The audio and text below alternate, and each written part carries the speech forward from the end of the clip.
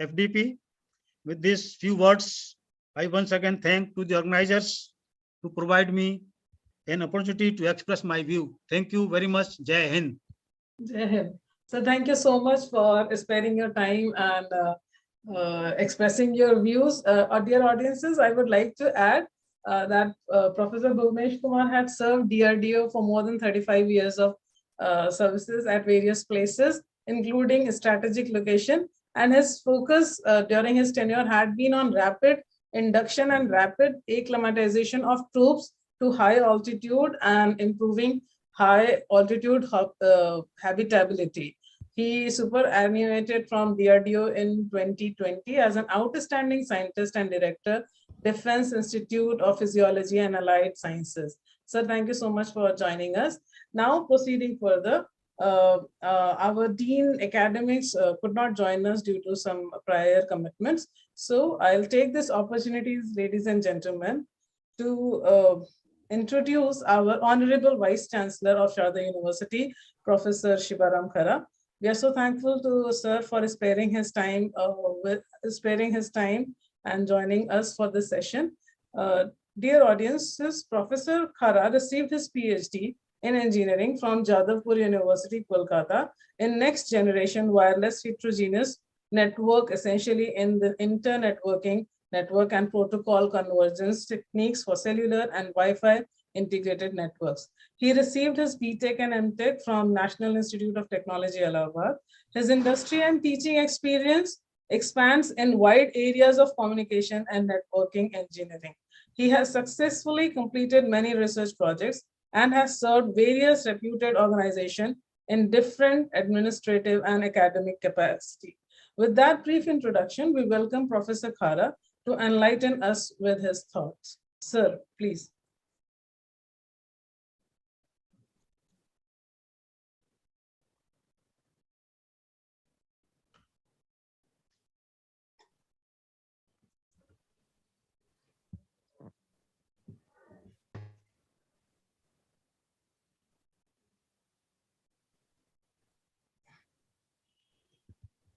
Vice Chancellor, sir.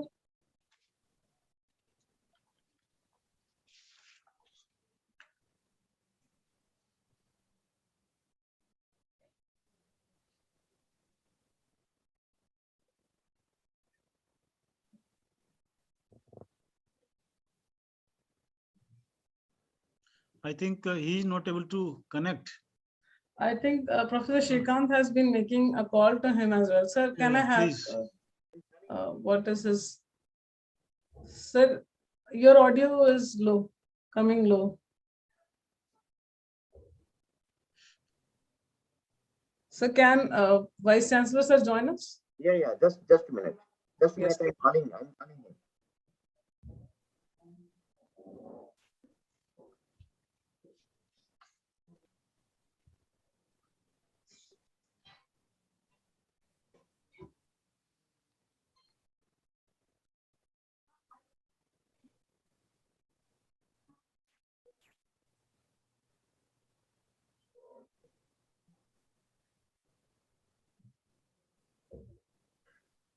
Sir, he is not picking the phone. You can have a word with the BC office. I have a word with BC office, and he has joined from his house only. Okay. But at present he is not responding to my phone now.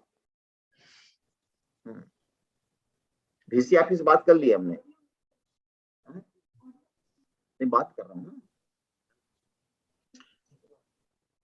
Sir, what should we do? Should we proceed or what should we do?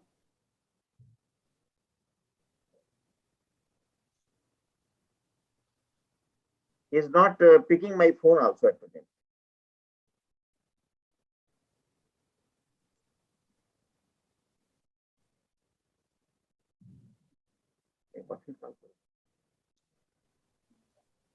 Just a minute.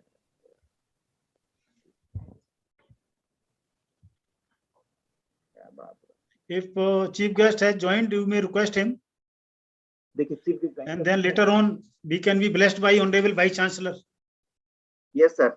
Yeah, later on, we will request him to bless us with his words of wisdom. Sir, can we do one thing? Can we have our vote of thanks? Then we call to chief guest. Okay, whatever you like. Because he has told that he will be joining at 10:45. Okay. Good morning, everybody. I can join right now. So Okay. very good. Okay. Very Thank good. you Sir. so Very much, good. sir. Thank you so Thank much, you, sir. sir. Thank you very much, sir. So good Yeah. morning, everybody. The esteemed guest already heard of everybody's version on cybercrime. Sir, if you allow me just 1 minute of time before you can start speaking, Yeah, sir. please. With your permission. Yes, absolutely. Okay, so it is a matter of great honor for me to introduce our chief guest, DCP Shri KPS Malhotra, who is also into intelligence fusion and strategic operations cyber cell unit of special cell. Shri KPS Malhotra belongs to 2009 batch DANIPS cadre and has worked in Andaman and Nicobar Island Police and Narcotics Control Bureau. He has handled portfolios in crime branch, cyber cell, and economic offense wings of Delhi Police, with a special focus on technological trials in detection and investigation. The teams under his supervision have busted the first darknet vendor of psychotropic substances, first Ethereum mining rig in India, first cyber terror case of India and espionage cases. He has handled various high-profile cases, including MOPNG, that is Ministry of Petroleum and Natural Gas espionage case, economic weaker section admission scam, arrest of Godman Narayan Sai, and cases pertaining to underworld. During his stint in NCB, the unit under his supervision has made the largest cocaine seizure, largest psychotropic substances seizure, and other substantial enforcement works. After joining his present assignment as DCP IFSO, Cyber Cell Unit of a Special Cell, this unit has been revamped and worked out cases of Willy Buy app, Sully deals, cryptocurrency hack case leading to terrorist organization such as Hamas and various other important tech-savvy cases. He has been recently awarded with Union Home Minister's Medal for Excellence in Investigation in 2021. With that brief introduction, we welcome Mr. KPS Malhotra for his address. Sir, please. Thank you, Vinasji, for the introduction. It was too elaborate, though I think that I haven't done that much. So coming back to the topic, so I've been listening to eminent speakers' version about cybercrime, and I'm very well in sync with what these speakers are saying. That cybercrime, if we construe cybercrime, it cannot be cybercrime as a financial fraud. So the world, the boundary between the physical world and the cyber world has been blurred right now. So if we see that, take an example of a very simple snatching case. Suppose your phone is being snatched by an offender on street. So we think that this is a physical crime, a crime of snatching, a crime of theft, a crime of robbery. So now, what resource that person has got access to? He has got access to the most important resource, which has the information pertaining to your banking, information pertaining to your personal identity, information pertaining to your social networks. So if that resource is misused by that offender, so that turns out to be one of the biggest cyber offense perpetrated on an individual. So this example being very crude, but in reality, what we can see is now there is no such crime where the cyber doesn't have its strings in it. So what we see is, as even expressed by the eminent speakers, that cyber crime in means and cyber crime in ends. If we classify cyber into two areas, so then cyber crime as means, you'll find in each and every offense which we are witnessing in this technological world. So the communication, the criminal conspiracy, and any such act of planning or information being disseminated to the group, through the layers of anonymity which the cyber criminals try to create. So that means now, if we want to differentiate between the two worlds, it is not possible. So the time is there that we have to understand that cyber crime or the physical world crime, they are in sync. They are very much together in our day-to-day operations, because everybody is holding one of a very technical gadget in the hand, which is getting access to your logs, access to your. So if that gets hacked, if your personal identity gets hacked, one is witnessing a lot of issues which we are dealing as law enforcement agencies. So first point which I wanted to cover in this forum was that we have to rethink about cybercrime, from cybercrime as means, cybercrime as ends. And from that perspective, if we see cybercrime, we cannot differentiate between physical world crime and cyber world crime. But now when we talk about the general citizen, so general citizen is facing problems like financial frauds, identity thefts, and other issues. So we come into play when somebody falls in a trouble. Our role, your role is very eminent in the cybercrime world, in the world of research, so that we understand what your research has given us. We understand the new ways and means of detection and intrusion, and understanding the digital footprints. So it's about being in hand approach between the research, between the academia, and we as the law enforcement agencies. So these type of seminars, these type of training programs help us learn more about the current scenario, help us learn more about what new technologies, what new solutions, with the help of your research, with the help of your understanding, you can propose and we can use in solving the problems.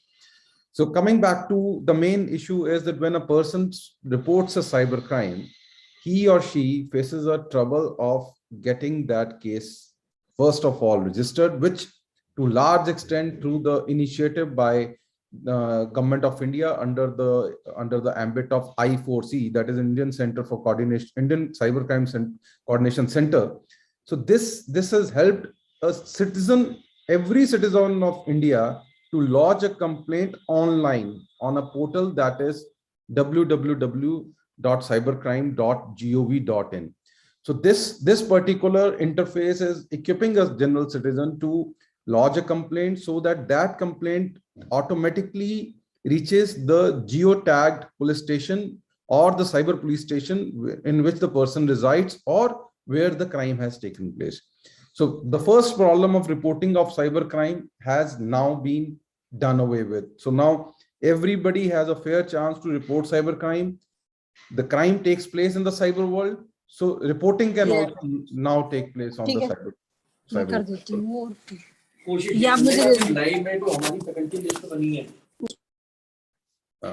So there was a little bit of interruption, so I'll continue. So now the reporting aspect is well covered.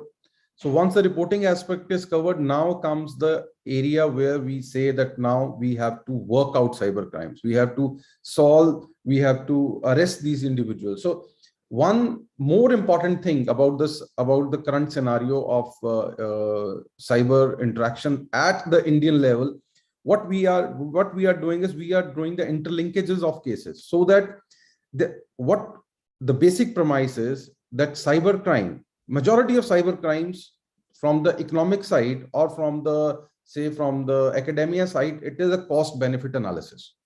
By cost benefit analysis, I mean that a person or a perpetrator of the crime will try to do some crime, get the proceeds of the crime, which should be more than what investment he has made in crime. So this is very important, because what we have seen is that normally the misreporting or underreporting of cybercrime or non-registration of cybercrime is helping nobody else except the criminal. Because in case a criminal is arrested in 30 or 40 cases, and then he or she has to apply bail in 30 or 40 cases, then the cost benefit equation gets on the topsy-turvy side for that person. Otherwise, these cyber fraudsters, they are making money out of by siphoning off the accounts of various innocent or gullible clients. So one and the most important point is that reporting and registration of cybercrime. So law is clear. The law is about once a cybercrime has taken place, every incident is a separate incident. We club FIRs. 3 such FIRs can be clubbed together. Beyond that also we do that, but the charge sheets are filed separately. so that a person gets arrested in multiple cases, person has to apply bail in multiple cases, then only the real break on this spree can take place. There are few geo centers. Geo centers are originating for the general cyber frauds. There is one region which is very close to Delhi, that is the Mewat region, and the one region away, that is Jamtara region. And even Delhi NCR is also becoming a hub. And to a large extent, we are perceived as a Jamtara for the international world. Why so? Because if you see Noida, Ghaziabad, Gurgaon, Delhi, there are multiple call centers operating in which they are, what Jamtara people are doing within the country, these individuals are earning a bad name for us outside in the world. So the laws are clear, but the point is, number one is reporting. Number two is capacity building of our cyber warriors. In this, the symbiotic relationship works a long way. Even in our unit, we hire the cyber experts, because we know that our capabilities, once we are on job, they become limited. They become limited to the investigation. They become limited to the prosecution. But your areas of expertise, excellence, and research, they help us in understand the new setups and new types of crimes which originate. So now coming back to the act or the law, if we see the IT Act was not construed on with the prism of cyber offenses. It was more or less a facilitator act. So somewhere or the other, the punishment in the current scenario are not sacrosanct with the offenses which are taking place. So this particular premise is well within the knowledge of our lawmakers, and necessary changes are being made. And we expect that one very important law coming up, that is data protection bill. So once this data protection bill comes up, the data of the private individuals, the identity of the private individuals, the custodians of those data will have to take many steps to safeguard the sanctity of the data, so that the data doesn't lead to the perpetrators of the crime, or it is leaked. So steps are there of this in this ever evolving cyber world from the law enforcement side. To counter that, the criminals, they devise new technologies, they devise new systems, because what we have seen is what started with the basic OTP scam, which is an impersonation scam. The person impersonates as, say, a banking individual, an insurance individual, and they have the target list. So now data is important. If they have a target list, that means that they can create a communication between the victim and them through the methods of social engineering, by giving them some sort of bait that this policy is getting expired. So they have their systems in place in which they get the data. So now data protection will in the future will prevent this to happen. But the most important point is, even the crimes are evolving. What started as a simple cyber OTP scams now is shifting towards a sophisticated invasive application scams, in which the perpetrators are getting the applications downloaded on the mobiles of the individuals. And even what the latest operations which is being undertaken by us, we have seen that what starts with a loan scam, that a person is offered a loan at a very lucrative price and immediately is disbursed at 2,500 of rupees of loan, immediately leads to a blackmail on the social media. How's that is happening? So that means that these applications, when they tell the victim to download an app, it is getting access to the photographs, it is getting access to the call logs, it is getting access to each and every activity a person is undertaking. So then the person is blackmailed. So a normal loan scam is turning out to become a very major identity theft and blackmail scam. So things are evolving, systems are evolving, and in this scenario, laws are even evolving. The scams, every time when we burst one, a new modus operandi originates. In Delhi, what we have done is that to counter the problem of the cyber crime at the ground level, we have established 15 cyber police stations, one for each district. So this is a step which can go a long way in creating an interface between the public and the police. We at the apex level within Delhi, we primarily target the complex cyber crimes and the crimes where the national security and other areas are there. So rather than dwelling into what our unit does, I'll keep my topic very within the ambit of this inaugural session. So I'll now close my opening remarks with the vision that with your academic and professional research, we like to shake hands even formally. Our Commissioner of Police is very much open to this idea that both the academia and the law enforcement has to go together. So with this, I end my opening remarks. Thank you, everyone, and let's hope that this turns out to be very fruitful and learning. Sir, your audio is not coming. Shrikant sir, your audio is not coming. No, sir. Very low. Please increase the volume of your audio again. नहीं अभी नहीं आया. We cannot hear. No, sir. नहीं, आपने जो लगा रखा ना कान में जो लगा रखा है, या तो उसको निकालिए. एक ही से काम करिए आप. दोनों काम नहीं हो पाएंगे. इसको निकाल दीजिए. आपने जो आपने ईयरफोन जो लगाया हटा दीजिए उसको. Year device. Now you can. Yes. हाँ, या. Yes, Venus, you wanted to tell something? Yes, sir. I was Mr. KPS Malhotra sir was concluding his talk, so you interrupted. So, sir, I would like you to say something at the end. Would you like to, Mr. KPS Malhotra? Yeah. Once this vote of thanks, and whenever you want me to be a part of this inaugural session, I'll again pitch in. Okay, sir, just 1 minute. Sir, thank you so much for sparing your time out for us and bringing in all the activities that we should be aware of. Just if you allow me one minute of your time over here. Sir, it's actually crime regarding to cyber is like enormous. As you have said, what started with just one OTT or one kind of a scam, and now it has gone to app also. People download some app and then they have access to this. So if it is possible to have some awareness program, because you are already having under you like 15 cyber cells are there with you in Delhi. So because you all know that in the institution also people use internet a lot, and we have access to so many things, and we fall prey to all these things. So it will be very good if you can allow us some of your time sometimes in future and have some awareness program for our Sharda faculty. Why not? We can arrange a dedicated awareness program for Sharda University, which can be in a hybrid mode. We can send a team there, and even the other participants can connect online.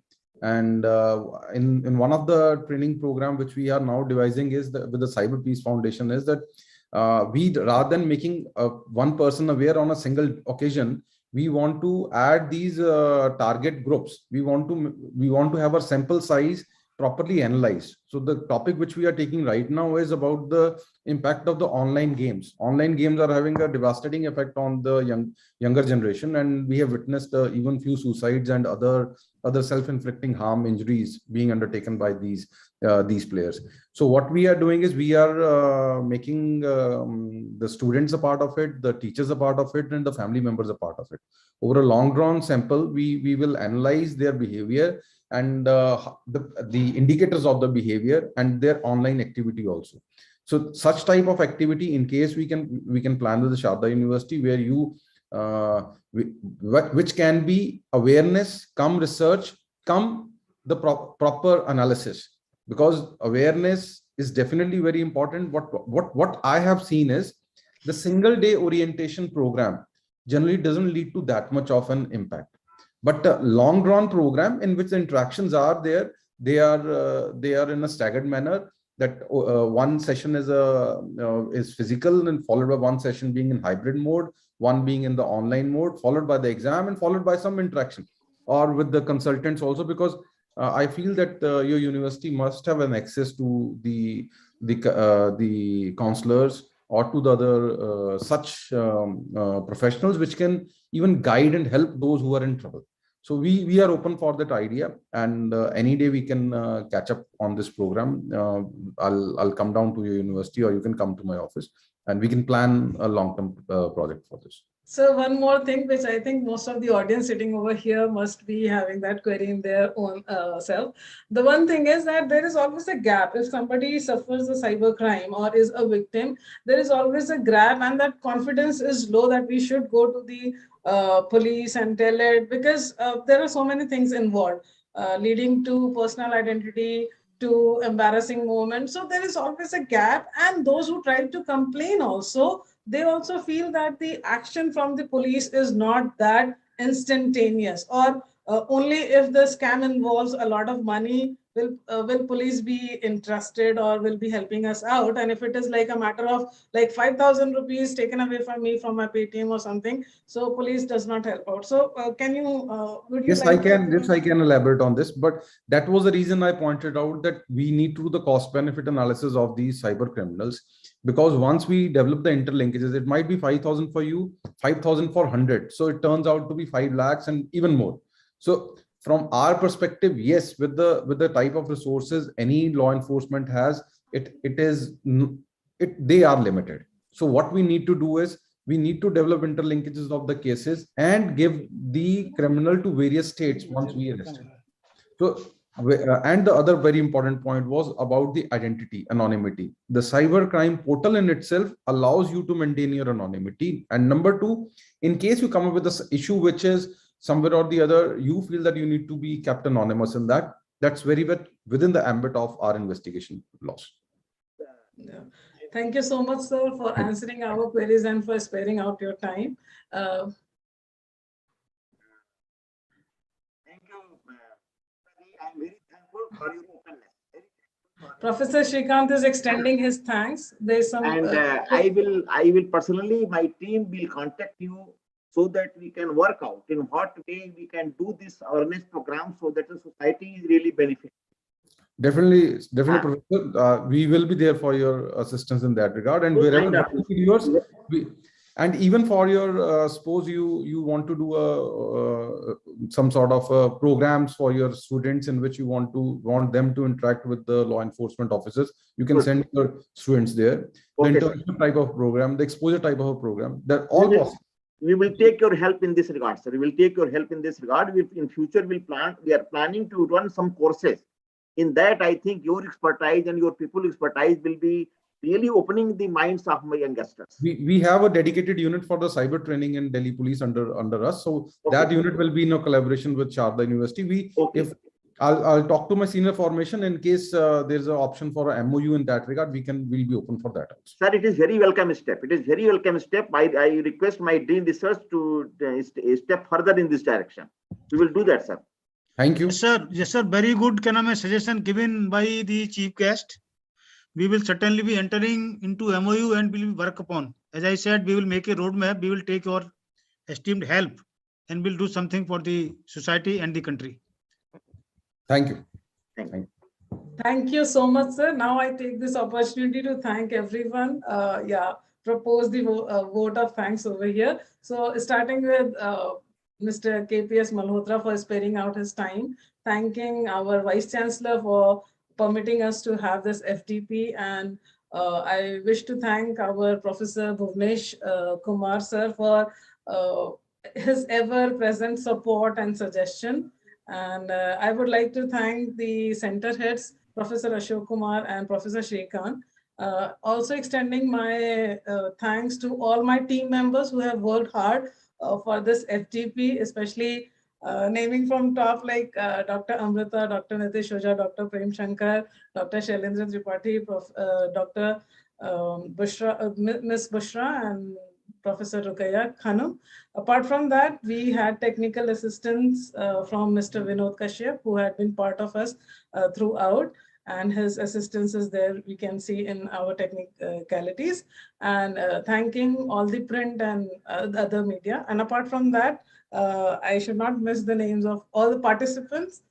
Thank you for joining us for this inaugural session, as well as for this FDP to be successful. Your participation was the thing. So thank you so much for joining us. Hope you would learn new things in the FDP, and it will be beneficial to you all. Thank you so much. We will be joining the session again at 11:30. But before that, I would like everyone to enable your video so that we can have a gallery view photograph of everyone. So I request as many participants who are like dressed properly can come on videos. So I request Mr. Vinod Kashyap to take the photograph in gallery view, and I can see a lot of them. And I'm so glad we were joined by our Dean SBSR, Professor Banerjee, and we also have our Colonel Sudhir sir. Colonel Sudhir Kumar is present with us, and there are so many eminent personalities who have joined. Yeah, thank you so much, Dr. Vibha Thakur, for joining. And we even have our keynote speaker, Lalit Gupta, Dr. Lalit Gupta, who is known as Cyber Guru. So thank you so much, sir, for joining us. It looks nice, and I request my teammates to take the photograph. Thank you so much, Professor VPS Arora, sir, for joining. Thank you so much. I may not be able to take the name of all of them, but I am so thankful to all of you who have joined and coming visible on the screen. Thank you. Thank you. Yeah, so I request my team members to take the photographs. We are glad to have our registrar sir also. He has joined. I saw our registrar sir, Mr. Vivek Gupta. I think I saw him. Okay. So if I am missing the name of any of the personalities, any of the eminent personality, please, I apologize on that regard. And wow, so nice to see our research scholars. Thank you so much. So we will be ending our inaugural session, and we will be joining back on the same Zoom link at 11:30 for our keynote lecture by Dr. Lalit Gupta. Thank you so much, and all the very best. Thank you, sir. Thank you, Dr. Venus. Thank you, sir. Thank you. Thank you, everyone. Thank you. All the best. Thank you, sir. Thank you. Thank you, sir.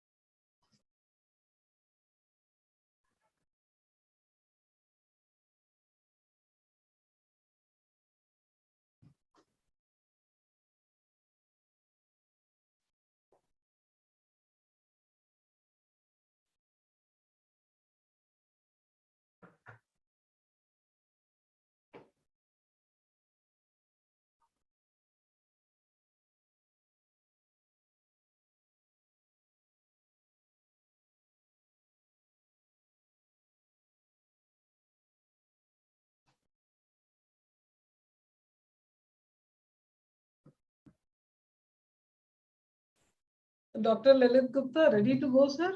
Shall we start the session? Ma'am, just give me a minute. I'm sending the presentation to Dr. Amrita. You guys will have to run that for me from there. Okay, okay, sir. Okay, fine, sir. Just give me a second. Hmm.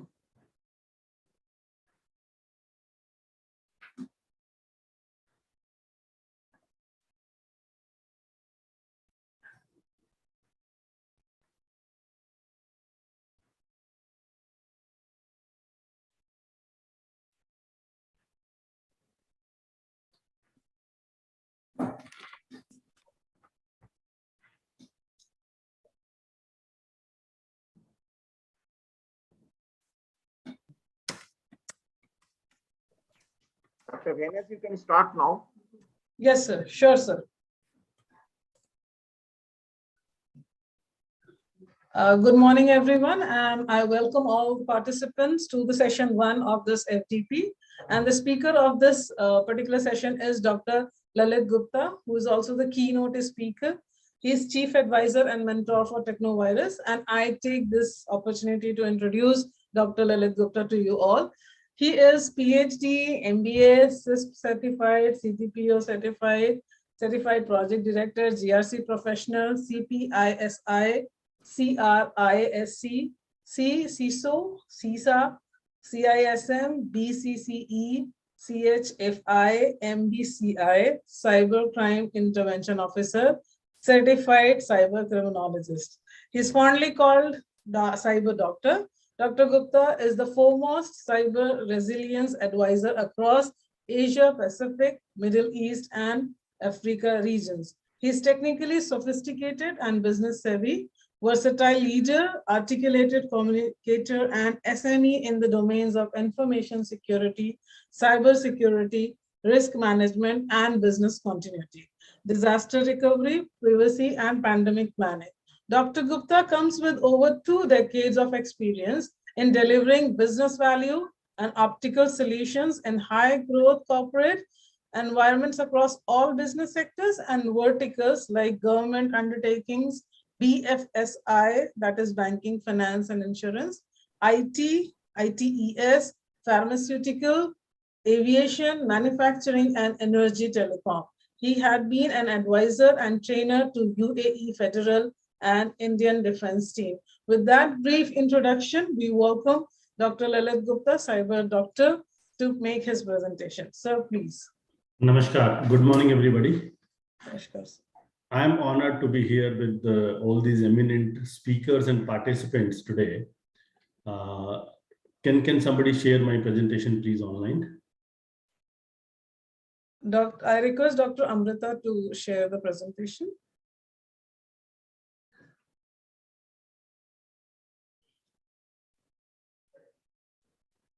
Dr. Amrita, please share the presentation of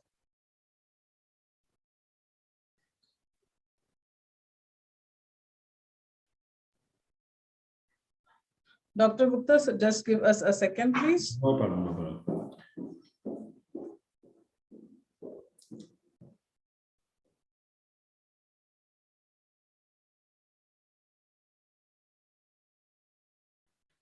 Sir, just wait, we are sharing. Share the presentation of. Yes. So you can run it in slideshow mode, please. Yeah. Thank you so much. So, Dr. Gupta, so just give us a second, please. No problem, no problem.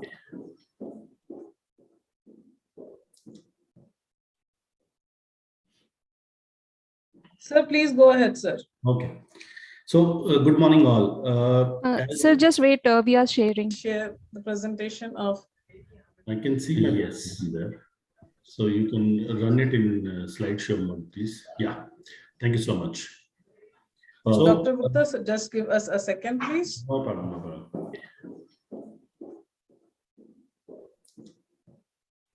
I don't know why this recording is coming. I'm not. Sir, please go ahead. Yes, sir. yes, sir, Okay. please continue. Please So, continue. good morning, all.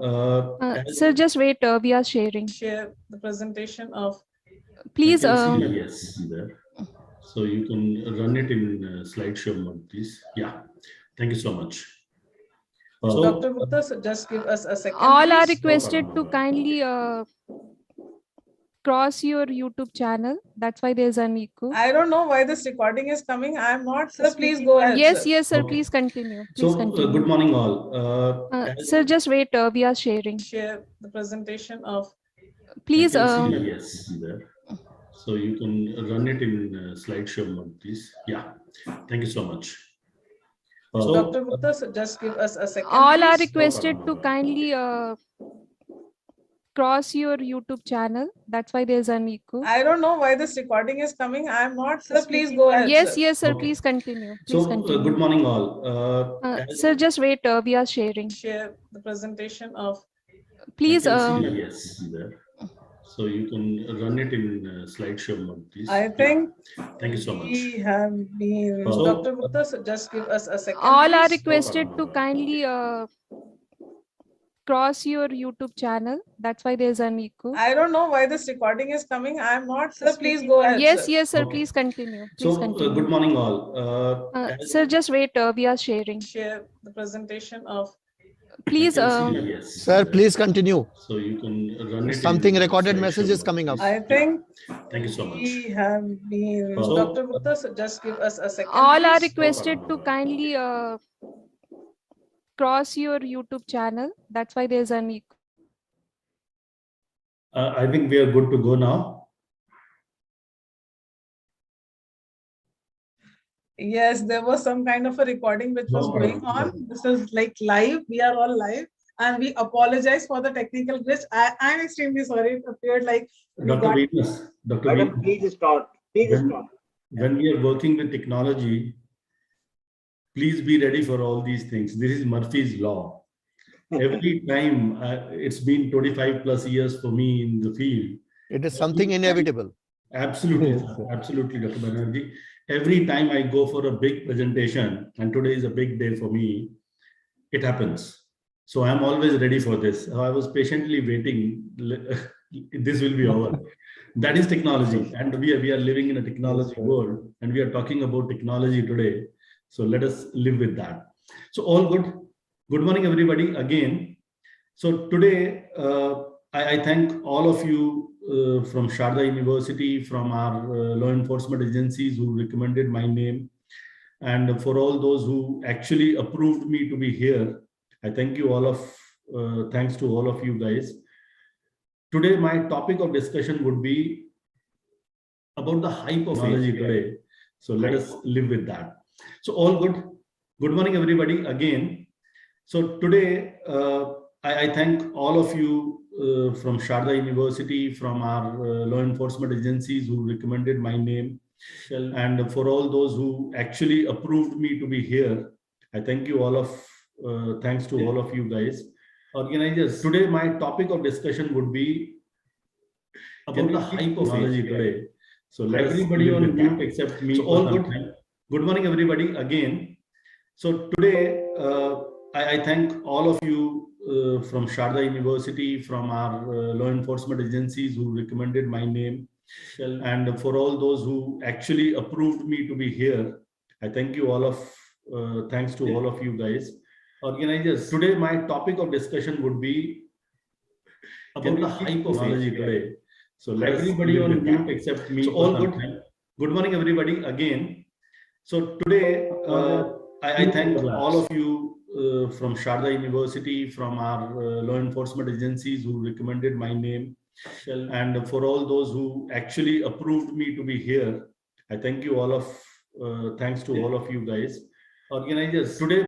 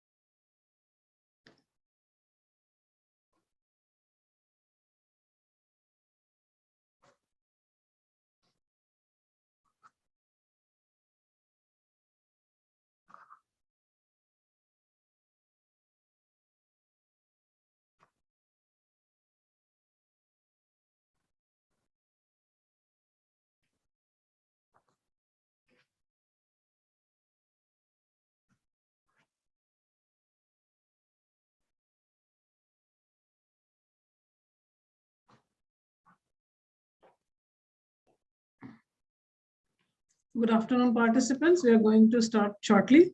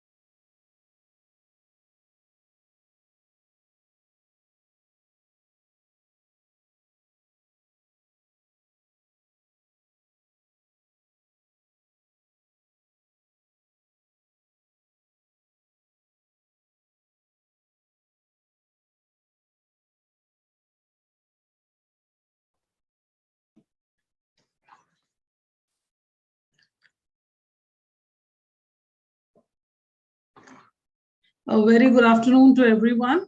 I welcome you all to the session number 2 of this FDP, which is a 6 days FDP on cybersecurity and artificial intelligence. Now we are going to have our very esteemed speaker, Professor Triveni Singh. And before we start his session, I take this opportunity to introduce Professor Triveni Singh to you all. Shri Triveni Singh is working as Superintendent of Police Cybercrime, Uttar Pradesh, India. An IPS officer, Professor Singh is India's first cyber cop. He has investigated more than 200 types of cybercrimes, followed by arrests of thousands of criminals and solved cases involving over thousands of crores of fraudulent money.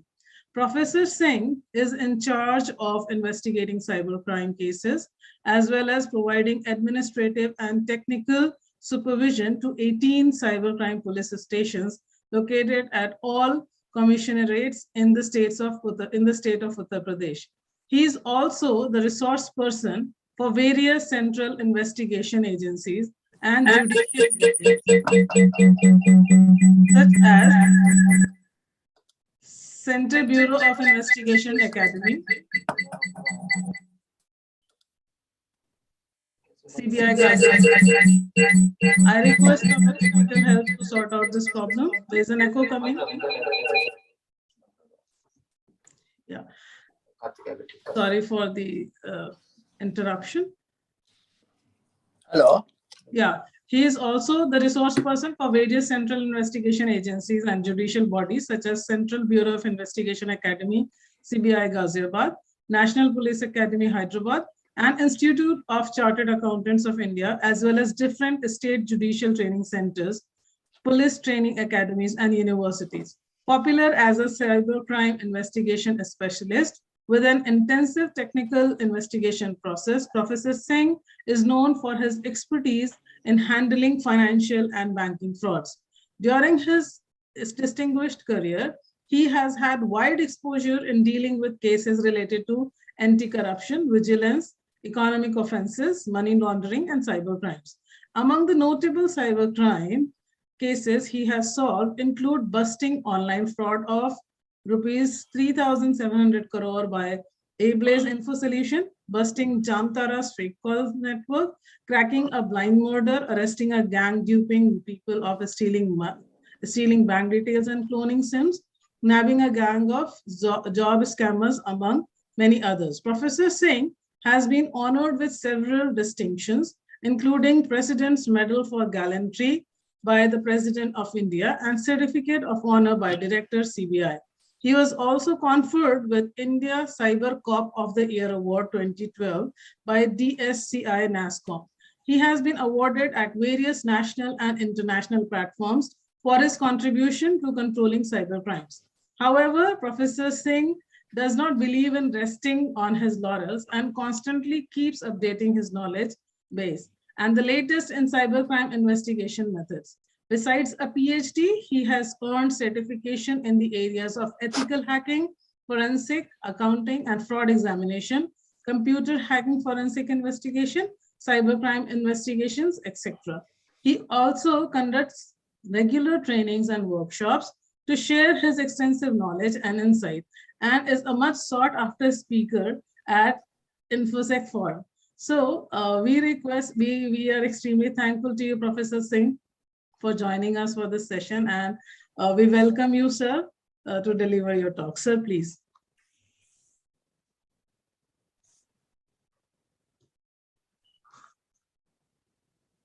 Hello. Yes, sir, we can hear you, sir. Hello. Yes, sir. Yeah, am I visible? Yes, sir, you're visible, sir. In fact, my computer is not working, and that's why I had to connect through mobile phone. No problem, sir. You are completely audible and visible. We can see you, sir. Hello. Yeah, but sound is not clear. I think someone is calling me, and that's why the sound is not clear. Anyway, so let me start with thank you so much that you have invited me to share my experiences, how we deal with cybercrime cases, and what kind of expertise and what kind of procedure are there to deal with such kind of crime. So first I will start with statistics related with cybercrime. If I am talking about Uttar Pradesh, where your Sharda University is located, in last 2 years, we have got more than 1 lakh cybercrime cases. More than 1 lakh cybercrime cases we have received. And if we categorize this 1 lakh cases into 3 major categories, I mean, cybercrime related with financial fraud, and cybercrime related with social media accounts, and then highly technical crime like Bitcoin, cryptocurrency fraud, and all that. Then we find that 56% of the cases are related with financial frauds. Later I will elaborate what financial cybercrime is. Then 26% cases are related with social media account fraud. I mean, fraud happening through social network. And then rest of the, 10% and 5% cases, those are highly technical in nature, like ransomware attack and this kind of crime. So what are the latest challenge before the law enforcement agency while dealing with cases? If I'm talking about the financial cybercrime fraud, then we are getting cases related with your UPI fraud. I mean, fake virtual addresses, account addresses. Then somebody is compromising your OTP and then siphoning away money from your wallet. Then somebody is sending QR code just to make you believe that they are sending you the money. The fact is that if you are scanning the QR code, then the QR code is scanning is to pay the money, not to receive the money. So the public is not aware about that. And by social engineering, by some kind of tricks, they make you believe that they are giving you the money. The fact is that once you scan the QR code, the money goes to fraudster accounts. So this is the most often used modus operandi, that they in name of paying you the money, they take your money. Recently, we have seen so many cases in which your UPI account, UPI account is compromised. Once your UPI is compromised, and what you need to compromise your UPI, if they are into SIM swiping, somehow they are getting your SIM, then they can compromise your UPI. And compromise of UPI is something like taking over your banking accounts. So there have been so many cases in which entire your account were compromised, entire your account were wiped out. siphon away the money, and then the money goes to some account, and from there to it's a kind of money laundering from one bank to other bank, from other bank to wallet, from wallet to somewhere else. Then even they're converting this fraudulent money into Bitcoin. They are using your account. After taking over your account, they are sending money to the cryptocurrency exchange, from there to some wallet, because they know that it's very difficult to backtrack the ultimate beneficiary of the Bitcoin, because blockchain technology is such that gives you perfect anonymity, and since it's not regulated by central entity, that's why the cryptocurrency exchanges, they are not bound to have the KYC, complete KYC. And in case some fraud happens, we are asking this cryptocurrency exchange platform owner, they are not able to give us the KYC where the money has gone. So at the most, we can track this fraudulent transaction through Bitcoin up to the level of cryptocurrency exchange platform. Thereafter, who is ultimate beneficiary? It's very difficult, almost impossible to track them, unless and until some international collaboration and some international assistance from other law enforcement agency from this cryptocurrency exchange platform are provided. You cannot, almost impossible to crack the case. And that's why these cyber criminals, they have started compromising your UPI account, bank account. From there to cryptocurrency exchange platform, and from there they are using thousands of account to siphon away the money. Because if money is going to hundreds of accounts, then it's very difficult for law enforcement agency to collect the data and then find ultimately the ultimate beneficiary. It's very difficult, because even the one Bitcoin, you can fraction into 100 and thousands and millions, and then sending it to different wallet. So now, on the one hand, they are the cyber criminals, they are using the technology, this anonymous payment mode, cryptocurrency mode, to get the money. And that's why it's a technical challenge for the law enforcement agency to crack the case and arrest the criminals. Similarly, what the criminals are doing, they are operating through dark web. The dark web is the biggest criminal adda for the cyber criminals. You can get into any kind of illegal activity. You can purchase even ransomware sellers. They are selling ransomware. They are offering cybercrime as a service on dark web.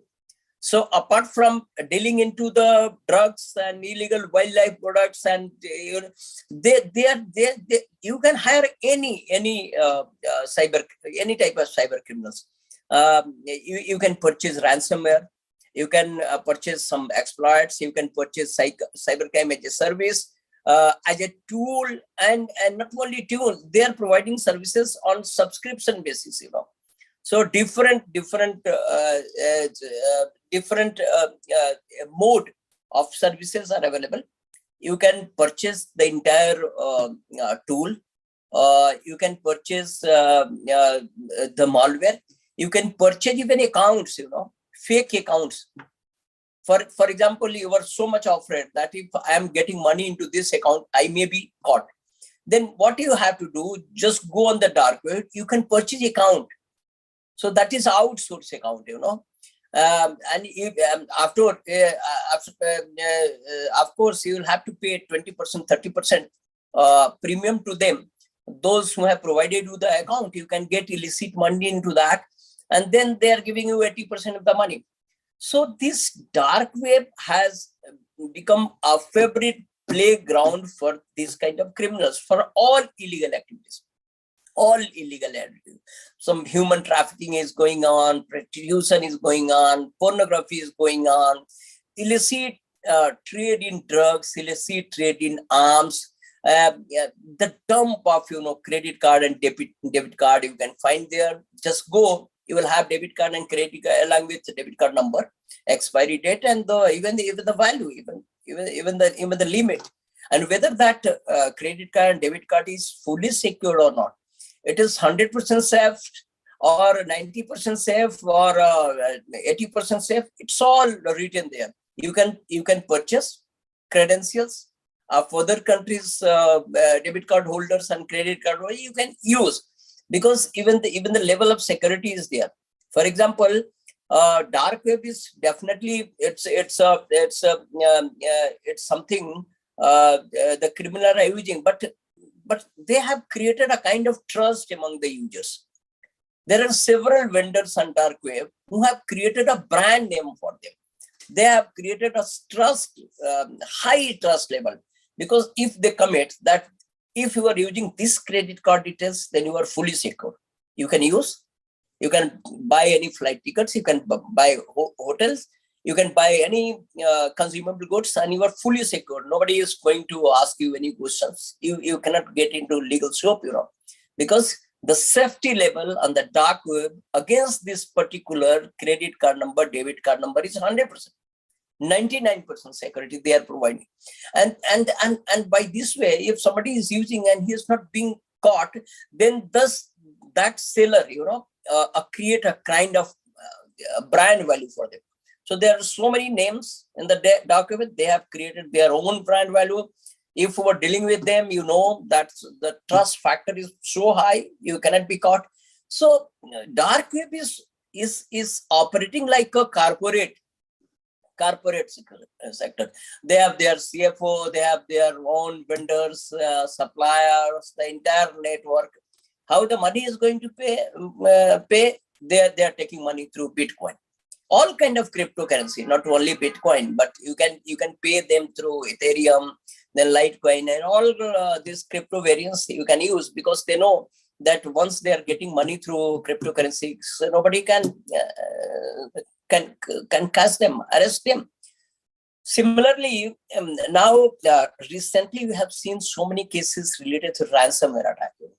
So ransomware attack against against high net worth individuals, ransomware attack on their mobile phone, their iPad, their desktop, and once they conduct an attack on your system is disabled. Everything is from file to your database, from your computer keywords, it is not encrypted, and even the keyboard doesn't respond. And there is a message that it's a ransomware attack unless and until you are paying the money in Bitcoin, and unless and until you are getting the decryption key, you won't be able to access your system, your files, your database, and all that, whatever you have. So it's particularly against high network individuals. In some of the cases I have seen, and recently I have gone through in the newspaper, there have been several cases that they are conducting ransomware attack against corporate sector.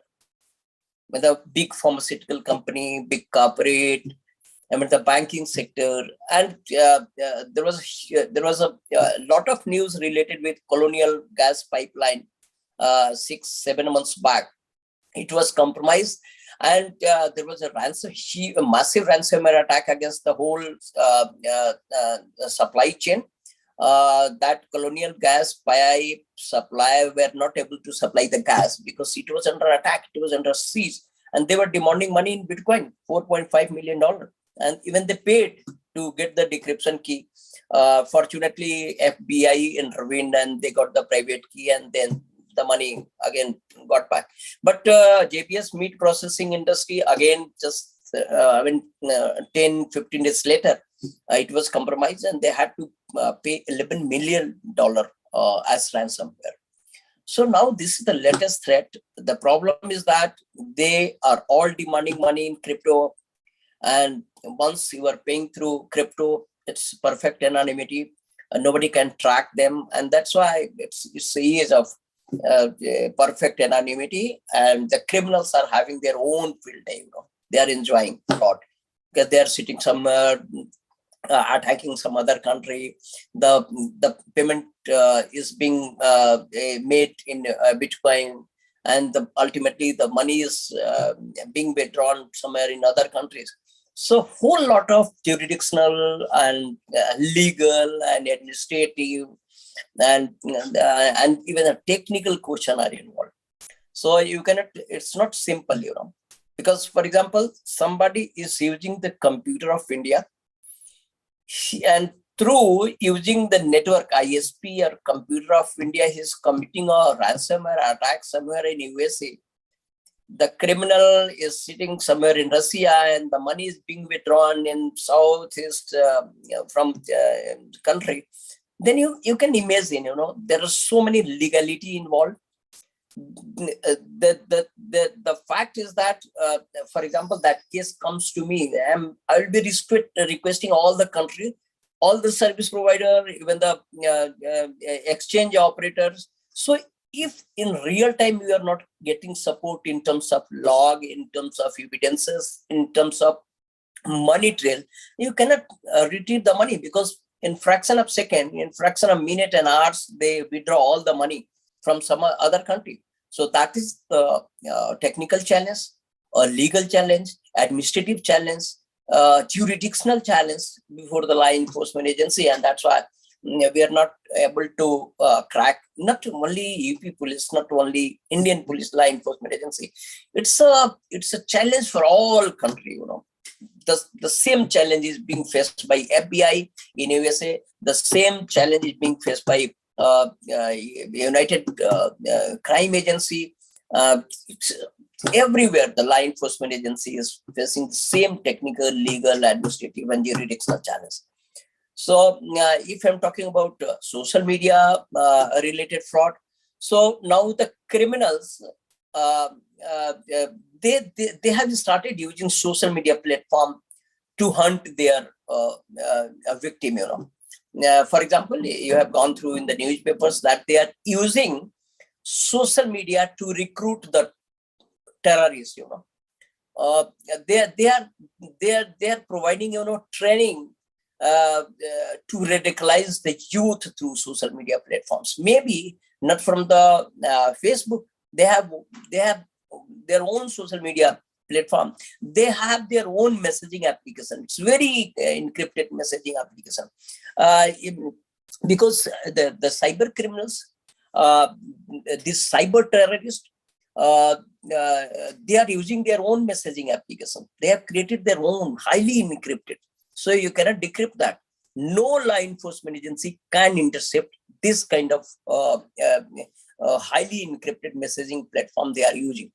So, and of course, as far as grooming is concerned, initially they are coming into contact with such kind of people through generic, it's a Facebook and Instagram and LinkedIn.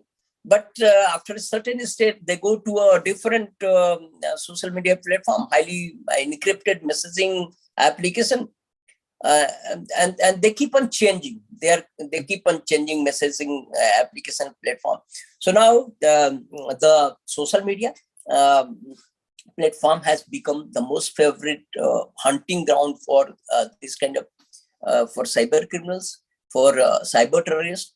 I have dealt with several cases in which the women were compromised. One professor from KGMC.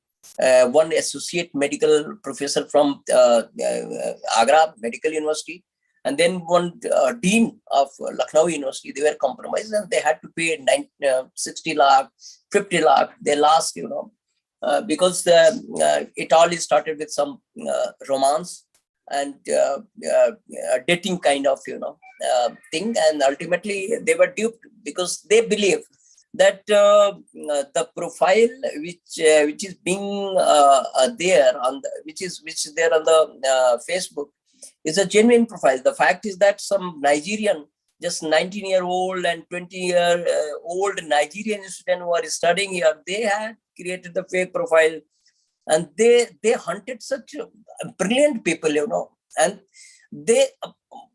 I'm surprised that they such brilliant people, they believe that this ID is genuine, and the man with whom I am interacting is a professor. The fact is that they're just students here. We arrested them. We arrested from Delhi. We arrested from Patna. Most of these Nigerian criminals, they were arrested from Delhi and Mumbai area. because they are into this kind of. So they commit, they create their profile from the social media accounts. Then they share some WhatsApp number related with some foreign country that is easily available. For example, if you want a WhatsApp number of USA, then it's very easy. Within minutes, you can get a USA number and you can enable your WhatsApp on that. And when you will be sending message through WhatsApp, the number will appear from the USA, +1, +44. This number will appear from the UK. The fact is that you are sitting in Greater Noida, or within minutes, you can get such kind of services. There are so many VoIP operators. They are sending, they are giving you, allotting you any number of your choice. So this is the age of spoofing. You can spoof any number, not only a WhatsApp number. For example, if I want to make a call from your number to your principals, I can make it. I can get any. VoIP platform is such a platform which is providing you the mobile number of your choice. You just give any number and you can be immediately allotted. For example, a cyber criminal can immediately call anyone from my number, 9696100. He can call, he can spoof the number, and he can call, make any call from any one number to anyone. And he can send any message from any number of their choice, to anyone, because this kind of facilities are already there. It's not too costly, it's not expensive, it's very cheap, just you provide a simple. So what we do, we arrest those criminals by contacting VoIP service provider, by getting their ISP logs, their location and all that. It's all, there are different kind of technology and tools we use to nab them. But the fact is that initially, a crime which looks simple is not simple in cyber. It's very complicated. For example, if somebody is calling from your number to your sister, okay, then initially it seems that it's a very simple crime. But the fact is that they have used a different platform or different protocol from your number. It's an internet number. It's internet. It's a voice over internet protocol they have used, and it's very difficult to track them. Of course, we track them, but it's technically it's very tough for the law enforcement agencies to track, and that's why the cyber criminals are using this kind of IP telephony, and they are using virtual numbers to commit the crime. As far as another, as I have covered, financial fraud, I would like to give few advisory for all of you, that don't get into any kind of illicit friendship on social media, because what happens, your trust is there in a screen. The fact is that whatever is there on the screen, it doesn't mean that is genuine or fake kind, because this is the age of deep fake technology.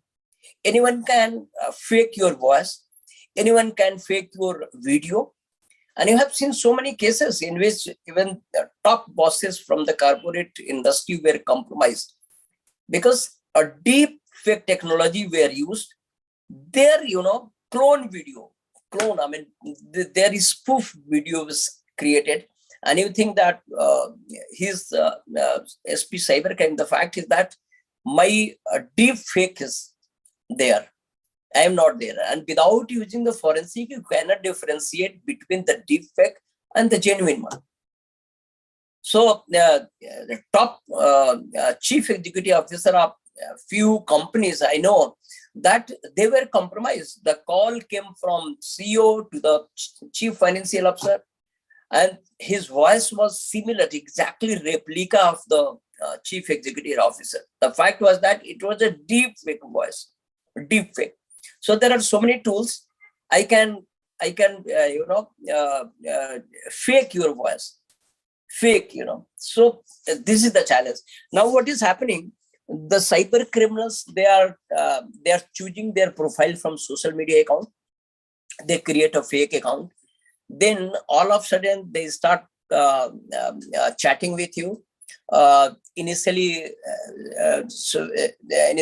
they start in a normal way, but thereafter some love message, some love message starts, and all of a sudden you get a video call.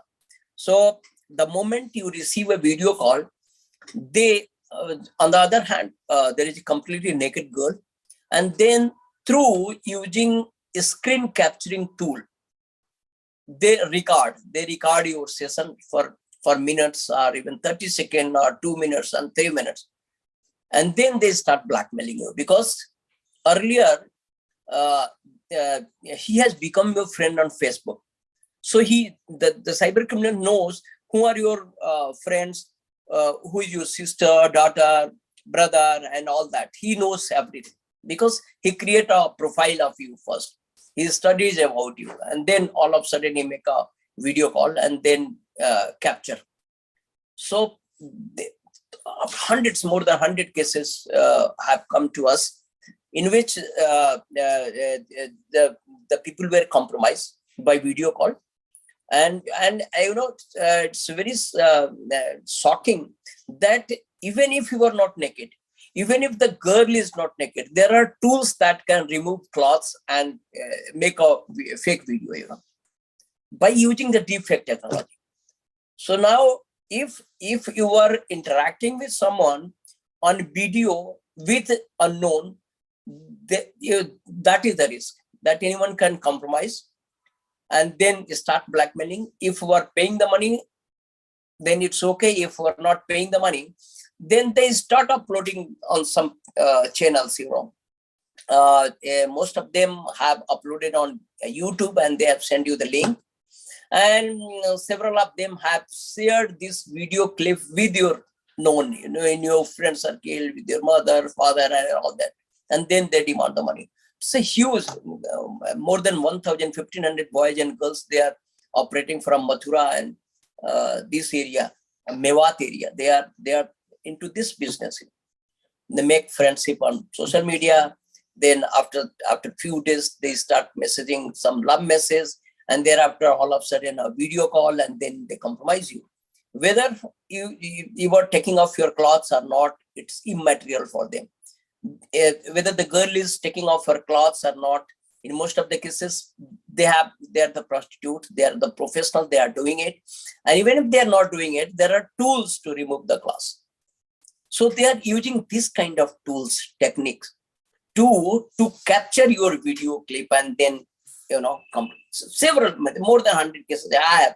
And in the UP, we have got more than 100 cases. And from all states, this kind of complaint is coming. And that's why Ministry of Home Affairs had to intervene. They had to take assistance from different states. They had to create a joint investigation platform for such kind of cases. You might be reading about Jamtara.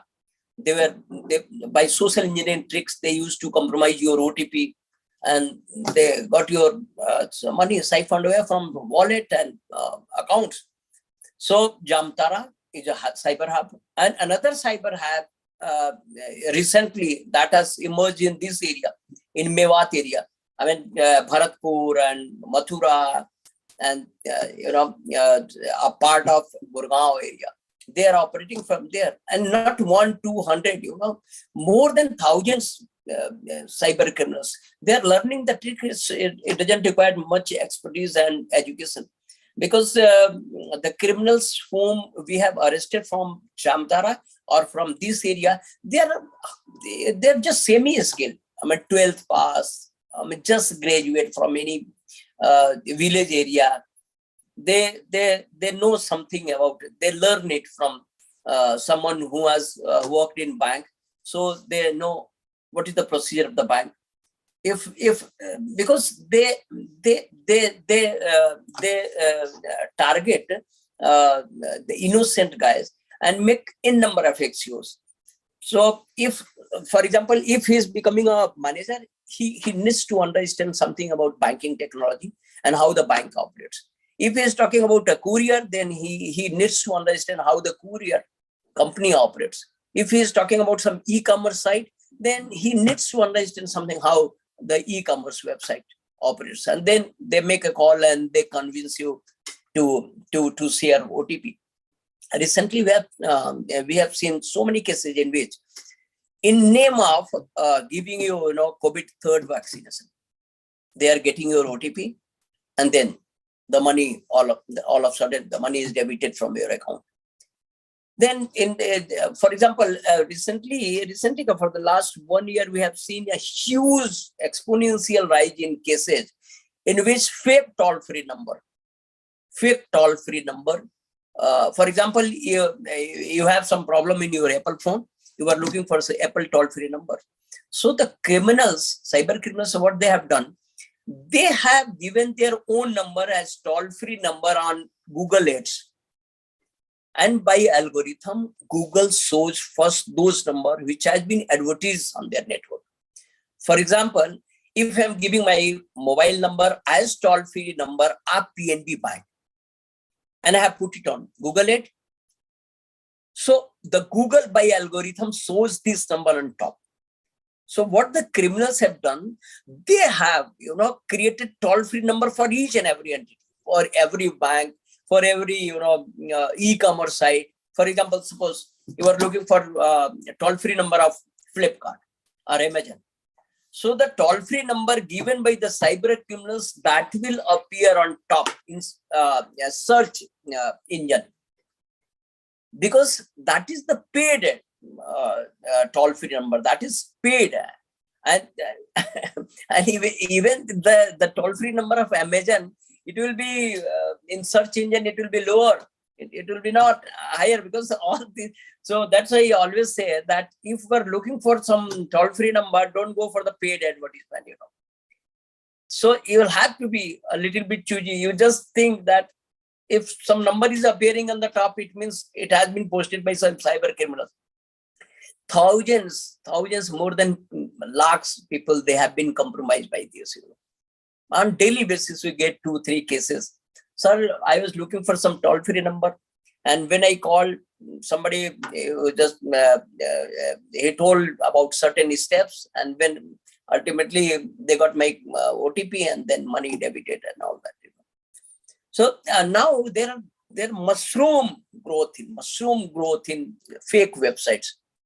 For example, 70% discount Apple phone is available on this website. So what we do, if you're going through this kind of a, so we believe that it's true, 70% discounts. So immediately we, so the moment you pay through payment gateway, so you were giving your information related with debit card, your expiry, and a debit card number, and then CVV, then money is debited. So you just go on waiting for your products to be delivered. The fact is that the products won't be delivered. So thousands of cases. So the people are being victimized through fake websites. So what is there? You can create immediately within hours. You can create a fake website.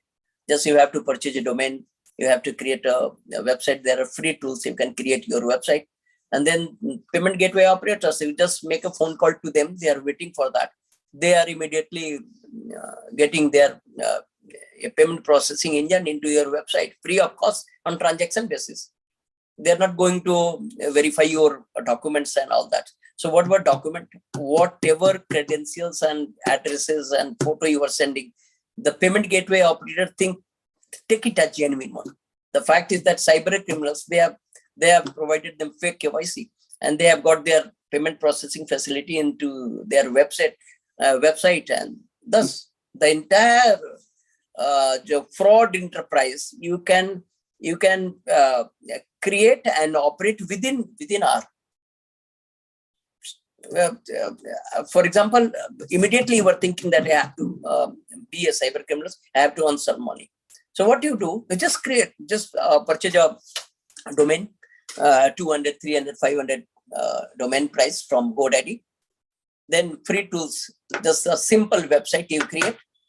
So it will take 10 minutes to 20 minutes.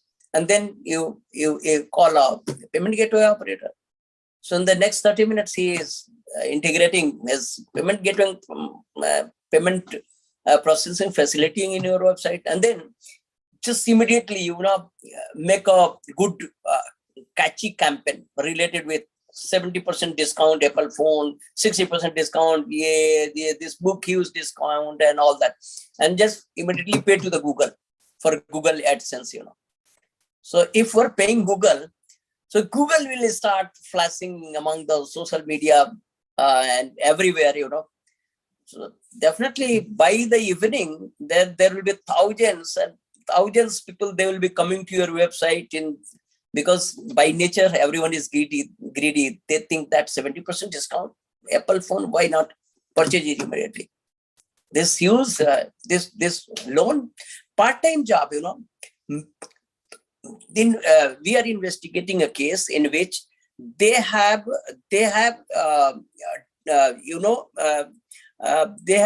targeted, this kind of,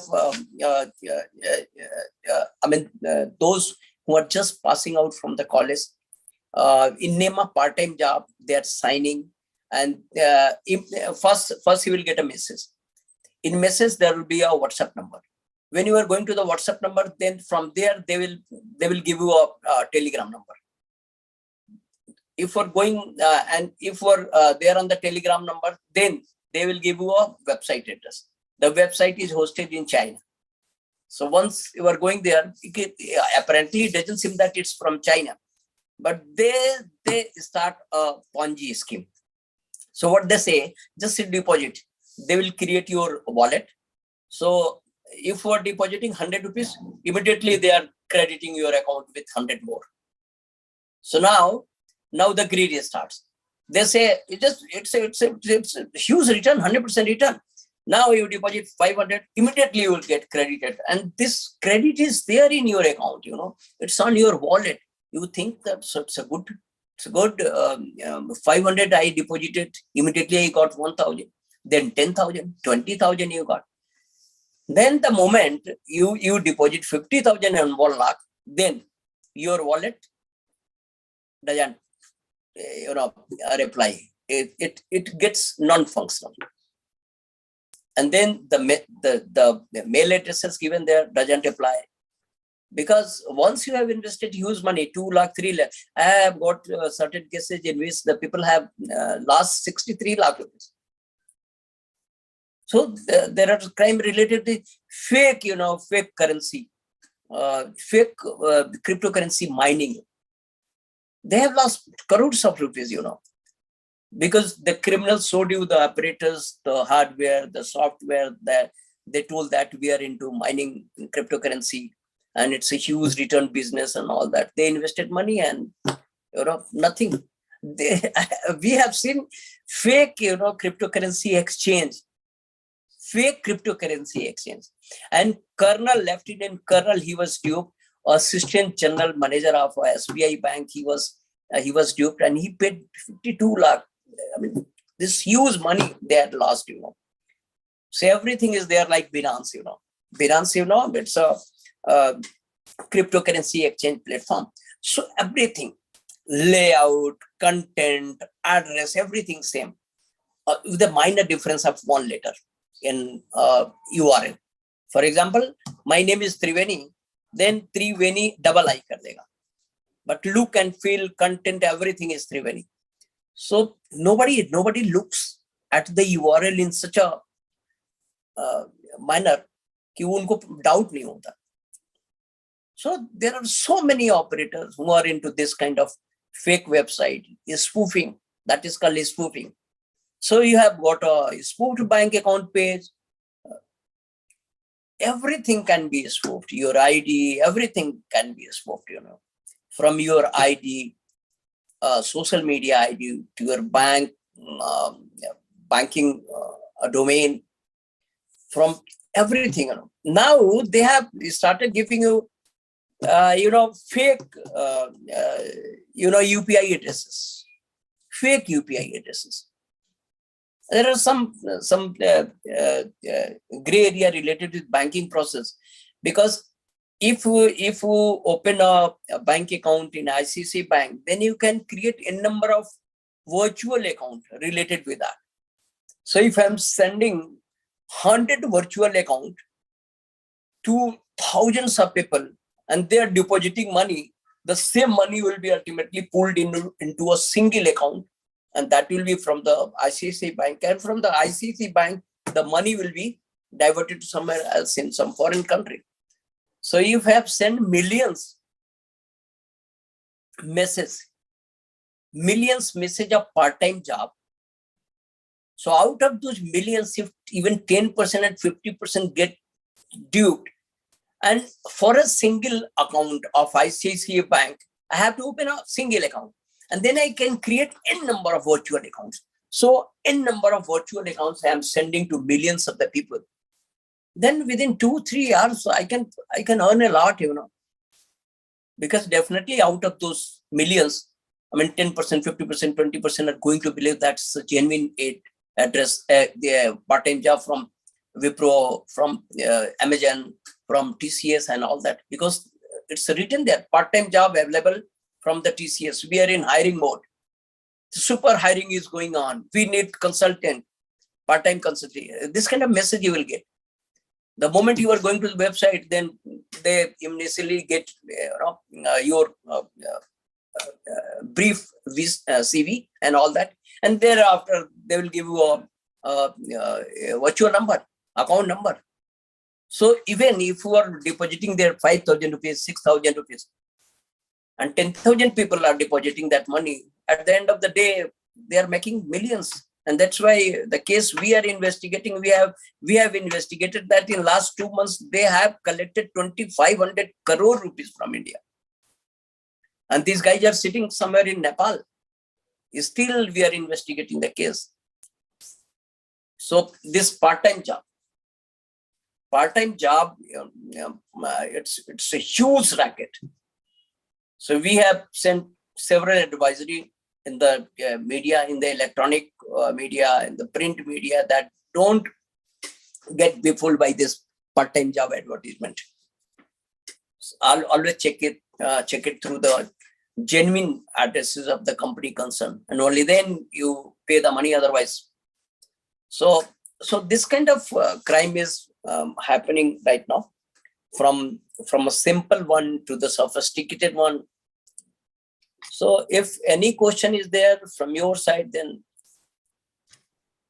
Sir, thank you so much for such a wonderful talk. At the same time, it scares us as well, because there are so many fake things and it is difficult to identify the genuine thing. So what I believe is, like, awareness is one thing which can save us from getting or falling prey of these crimes, cyber crimes. Yeah, so the session is open, sir. Thank you so much for sparing your time. I would ask the participants. Yes, sir.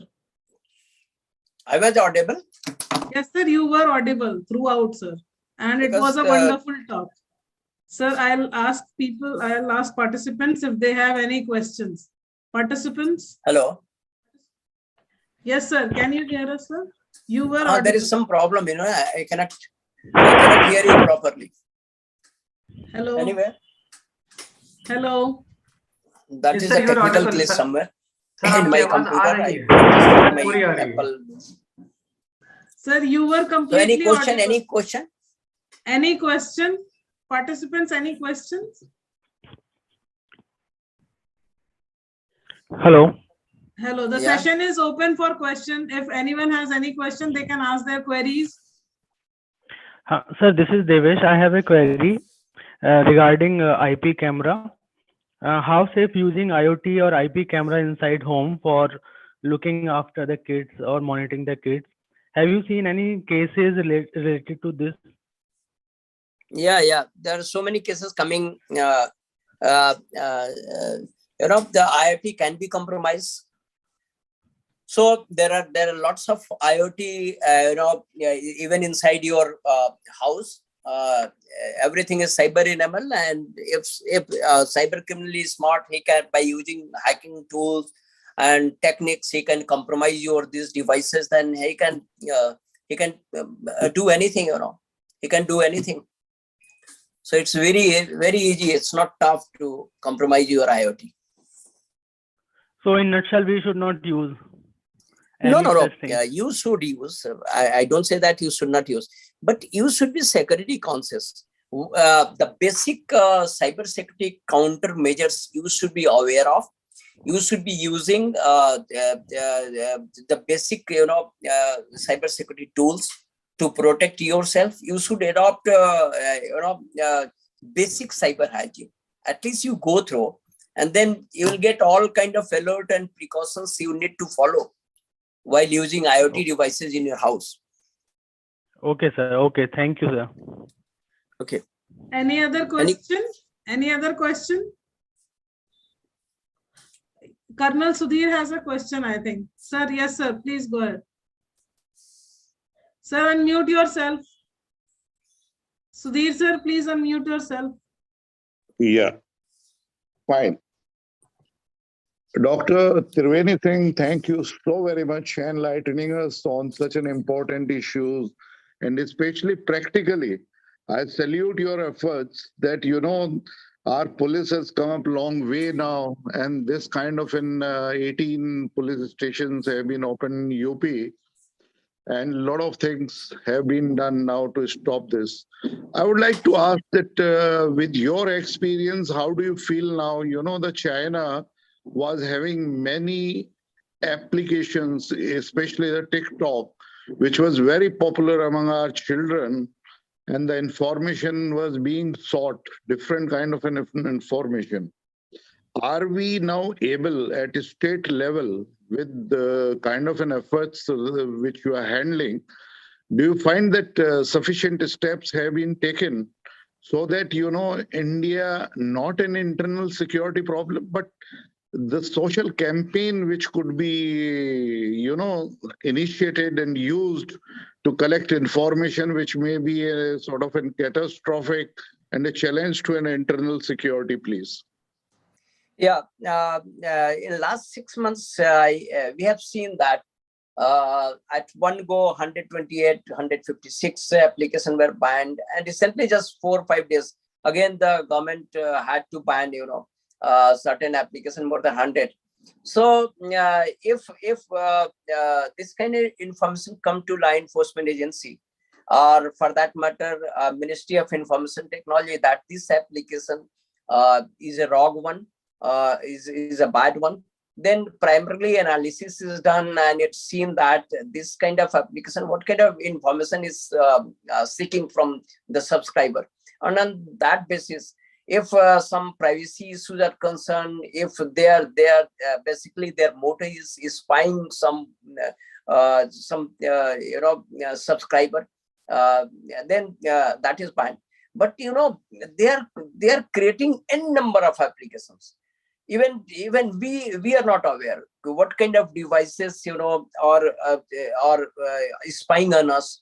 What kind of surveillance code are there in any application, we are not sure about, because each and every application, each and every device is not thoroughly scrutinized from security angle. It's always a threat. It's always a threat, But I asked my questions, are we capable now, to detect this ongoing pursuit by all these countries, especially using against internal security, that they keep coming every day, some of the other applications which could be infiltrated and used by?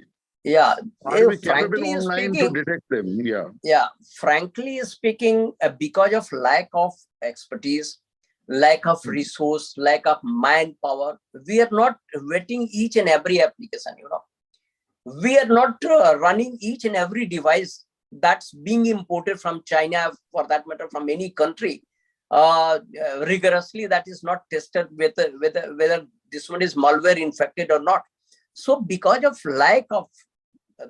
this kind of limitation in terms of manpower, expertise, other tools and techniques, definitely I can say that no.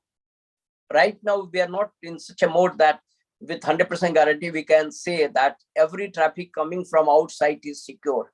Every device coming from outside we have tested. No, you are right. this ransomware attack which was taken in Noida against a sweet vendor. Haldiram. Haldiram, yeah. I had looked into the case. Even I had got the FIR registered. Yeah, but my question regarding that Haldiram is that finally they settled the case paying some ransomware.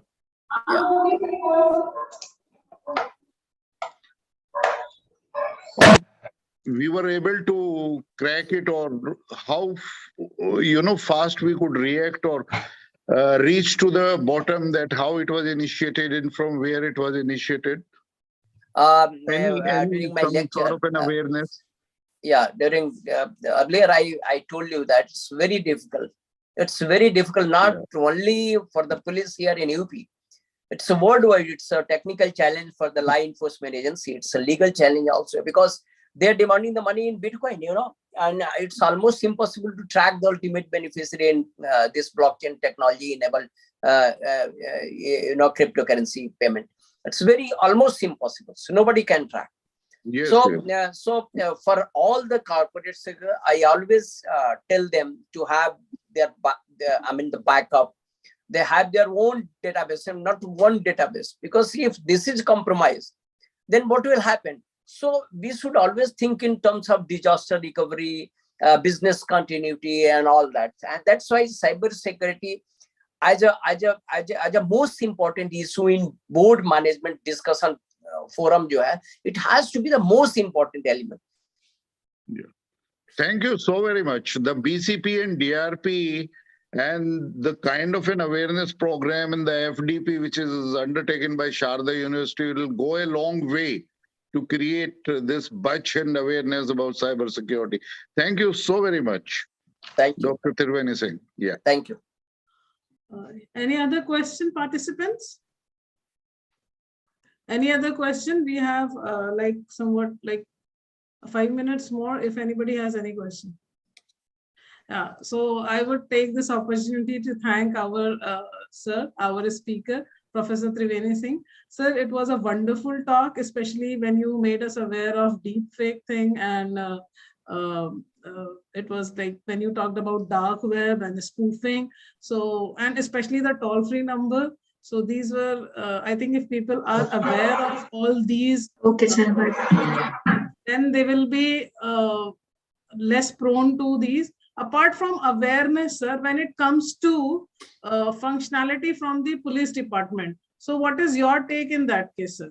So because we do fall prey to these, and as you have already told that there was like more than 1 lakh from UP state itself. So what is the take from your end, sir? We would like to know that. The confidence that we should have in police department. As far as Uttar Pradesh is concerned, we have 18 cybercrime police stations dedicated only to cybercrime cases. And MHA, Ministry of Home Affairs, they have given you the number, toll-free number 1930. Earlier, it was 155260 earlier. But now, last week, it was changed to 1930.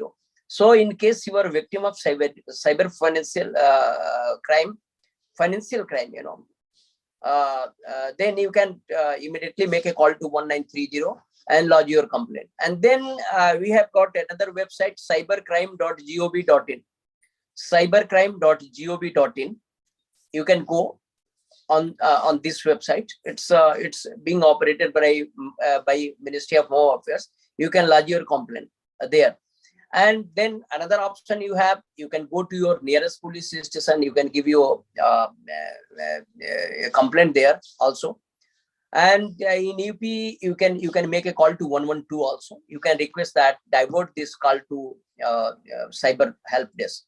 So if you are making 112 call and you are requesting them that I am the victim of cybercrime, kindly divert this, give this call to cyber help desk. Then they will get you connected. So you can register your complaint there also. So there are a number of channels, from the physical mode to online mode to this phone number. We have got a number of channels. Even sitting inside your room, you can approach police. Okay, thank you so much, sir. Thank you for a wonderful talk, especially making us aware of all these numbers. And I insist to all the participants, if at all they fall prey, I just pray that you don't fall prey to cybercrime. If at all, then police is there to help us out, and we should not hesitate, but rather we should go to the police and lodge our complaints. Thank you so much, sir. And I request all my participants to enable their videos, cameras for a customary photograph. I request our technical assistant, Mr. Vinod, to take a photo of all the participants. Yeah.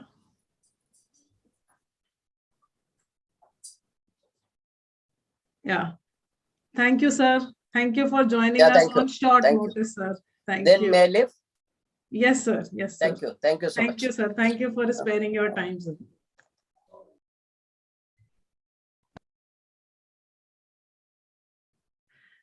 Yeah. So thank you, participants. We are going to join back again. We are staying over here, just a break of like 15 minutes or something. So our next session, session number 3, starts at 3 p.m. sharp. So we will try to maintain that on time.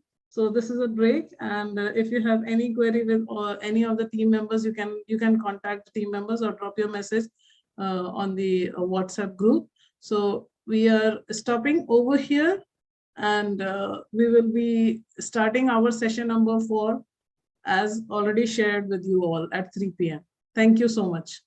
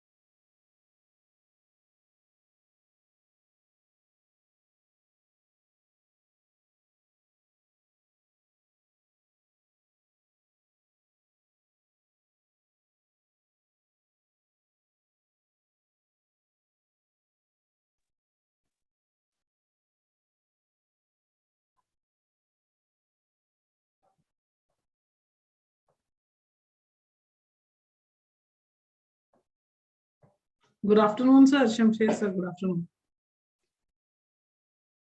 Sir, your audio, you are muted. Yeah. Sorry. Good afternoon, ma'am. Good afternoon. We will be starting in a minute, sir. Perfectly fine.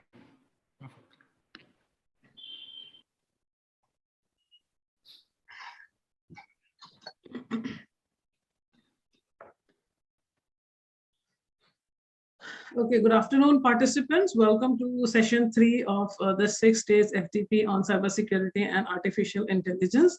And we are going to start our session number 3. And for this session, we have Mr. Shamsher Bahadur, co-founder and director, Arculus Labs Private Limited. And I take this opportunity to introduce Mr. Bahadur to you all. He has overall 26 plus years of experience in fintech, ISP aviation, software development in different capacities, including CXO level for Satyam, TCG Group, to name a few.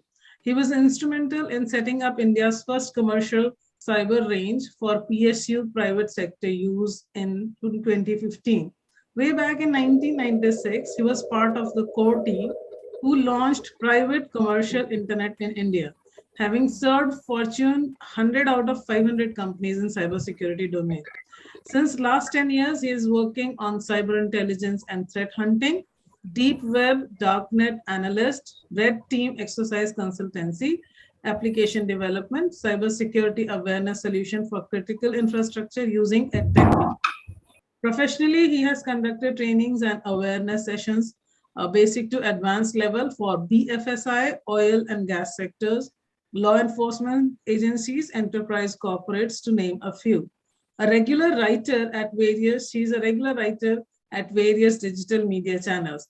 He has been co-founder at 3 startups, co-founder and director Arculus Labs Private Limited, which is an IIT Kanpur incubated and investee startup, which has been developed foolproof. They have developed foolproof tool as of date for protecting files from ransomware attacks, leveraging the concept of overlapping security.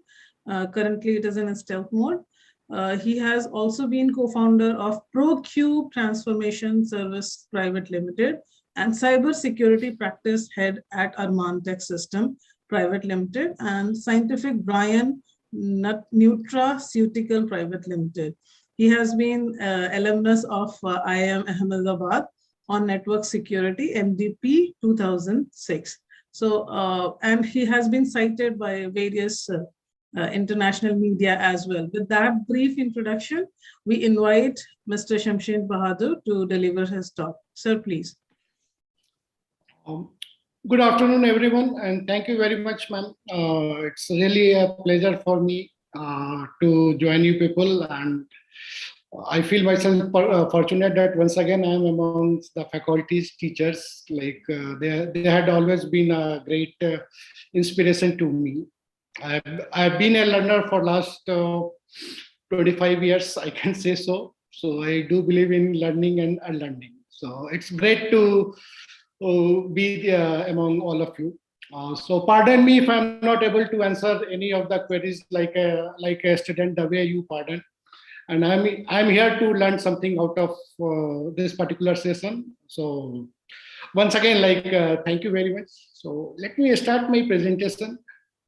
Basically, in this, I have been asked to talk about anti-ransomware. Okay. So while I'll be talking on ransomware issues and anti-ransomware controls, probably I would be mixing up a bit of the cybersecurity components as well, because ultimately, unless we know the root cause, it's very difficult to come to the solution. So first we need to identify the problem, and that problem may not be with computers or anything. Well, it may go back to the psychology of the human minds. So with this statement, I'm trying to share my screen. Just give me a moment, please. Thank you very much. Sir, please go ahead. Is my screen visible now? Yes, sir, it is. Fine. So Basically, what I would be covering in a synopsis like about us. Anyway, you have already introduced me, but I'll be just giving a bit of the idea about that. I would be talking on the ransomware myths. What is the myths currently, or what are the facts are there? What all the context, global context, Indian context, whatever current options are there, what all challenges are there, what is psychology of security, why it's not tameable. Currently, we are not able to tame it. Why existing tools are failing. What would be the, say, impending attacks, say, in next 2 years or 3 years, or what would be a future of cyber attacks in coming years. A bit of the problem statement, what we are trying to address, and that what solution we have come out of that, and like what all it has taken to come out of the solutions, what all feature it has, what all technical architectures like we had followed, because I do understand like most of the faculties are there, so I think they would be interested on that part also. And I would be sharing one small case studies and then Q&A session. So this is the flow it's I'm going to follow up, right? So let's start. So about us, basically, like we are mainly into deep tech R&D startup. Okay, so there are quite a few companies are there, and we had worked in quite a few different domains as well. But what we felt that there is a scarcity of R&D based focused company, and that's where like we try to focus more on the R&D part. So we call ourselves on the like R&D startup, specifically targeting only 2 problems. We can't solve all the problems, but yes, we had picked up ransomware because we do see as such there is no ransomware specific company across the globe. There are quite a few solutions are there, thousands of solutions are there. But if you ask, is there any ransomware specific company? So answer is probably no.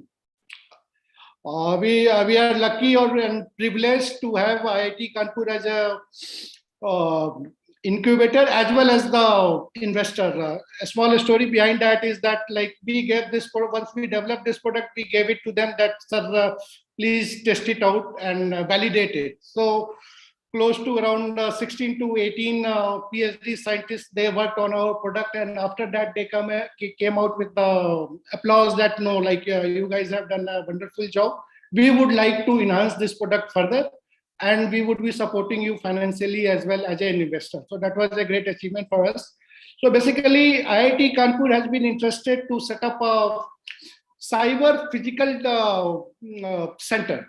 Okay, and that's being funded by Ministry of Science and Technology, Government of India. So they are the nodal agency for DST, and they have been interested in responsibility to select this the startups like us.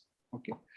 Apart from me, like I have my colleague, like we are 2 technical members and 2 marketing members are there. So 4 persons are there in this, and collective experience is close to 51 years. Incidentally, the country's Indian Cyber Crime Coordination Center, I understand earlier Professor Triveni Singh was talking about this thing. So that was designed by us. Okay. So because the technical skill, like we were the instrumental in designing it, now the company name was somewhere because it was a very big project, we could not qualify. But the input and designs were given by us, and that is the way nowadays this toll-free number and those stuffs are going on. So brain behind that was that we were among the designing team member. Apart from that, I had an opportunity to set up India's first cyber range. Cyber range is a concept. Somehow it got failed in India because of the commercial aspect of that, because still people don't want to spend money on training. They still take it as a training is training. So somehow it failed, but yes, we take it with a pride that world's 6th cyber range and India's first cyber range was set up by us. Okay. So now let's come to the actual topic, ransomware, myths and facts. So I would like to start.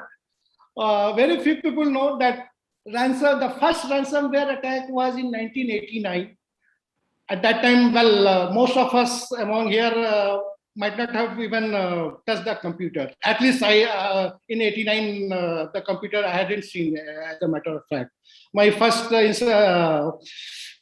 computer touch was, say, 94 or 95. So yeah, so ransomware is not a new problem. I wanted to stress this problem is there from the day when the computer got network.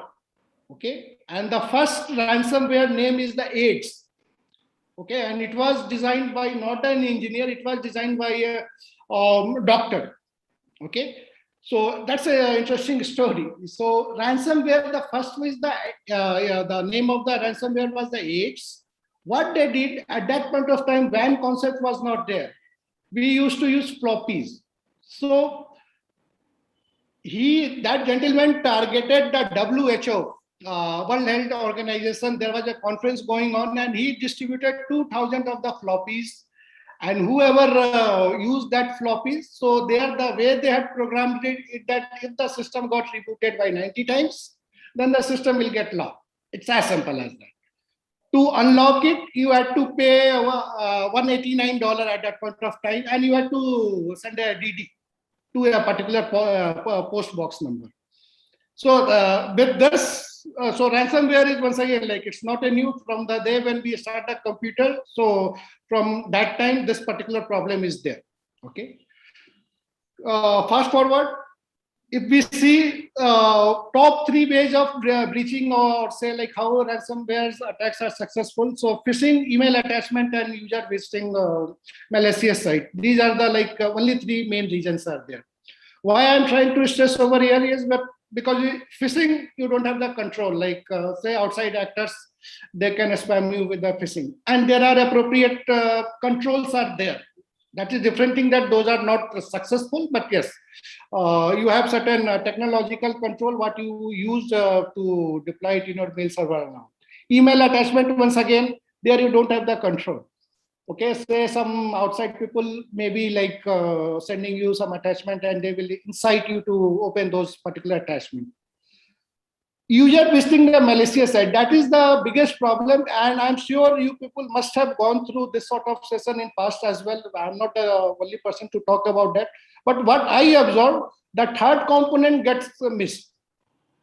We don't take the responsibility. In fact, we are instrumental, I share the statistics, so close to around 60%, 62% of the cases are there wherein users have got, they have visited certain malicious or vulnerable sites, and they got a way or key for the ransomware attack. Okay. Average ransom payout was okay, means it has got a very long history, but we should be able to immediately relate it. So in 2019, it was around $12,000. But in 2020, it has shooted to $154K. So that's the way. So now just think on that. We have got enough control. Most of the we call it as a PPTs and TTPs, people, process, and technologies, and tool, techniques, and procedure. That is in place. But you can do a calculation. How much is the rise is there? Okay. So this is the point, and this we'll be dissecting it in further of the slides.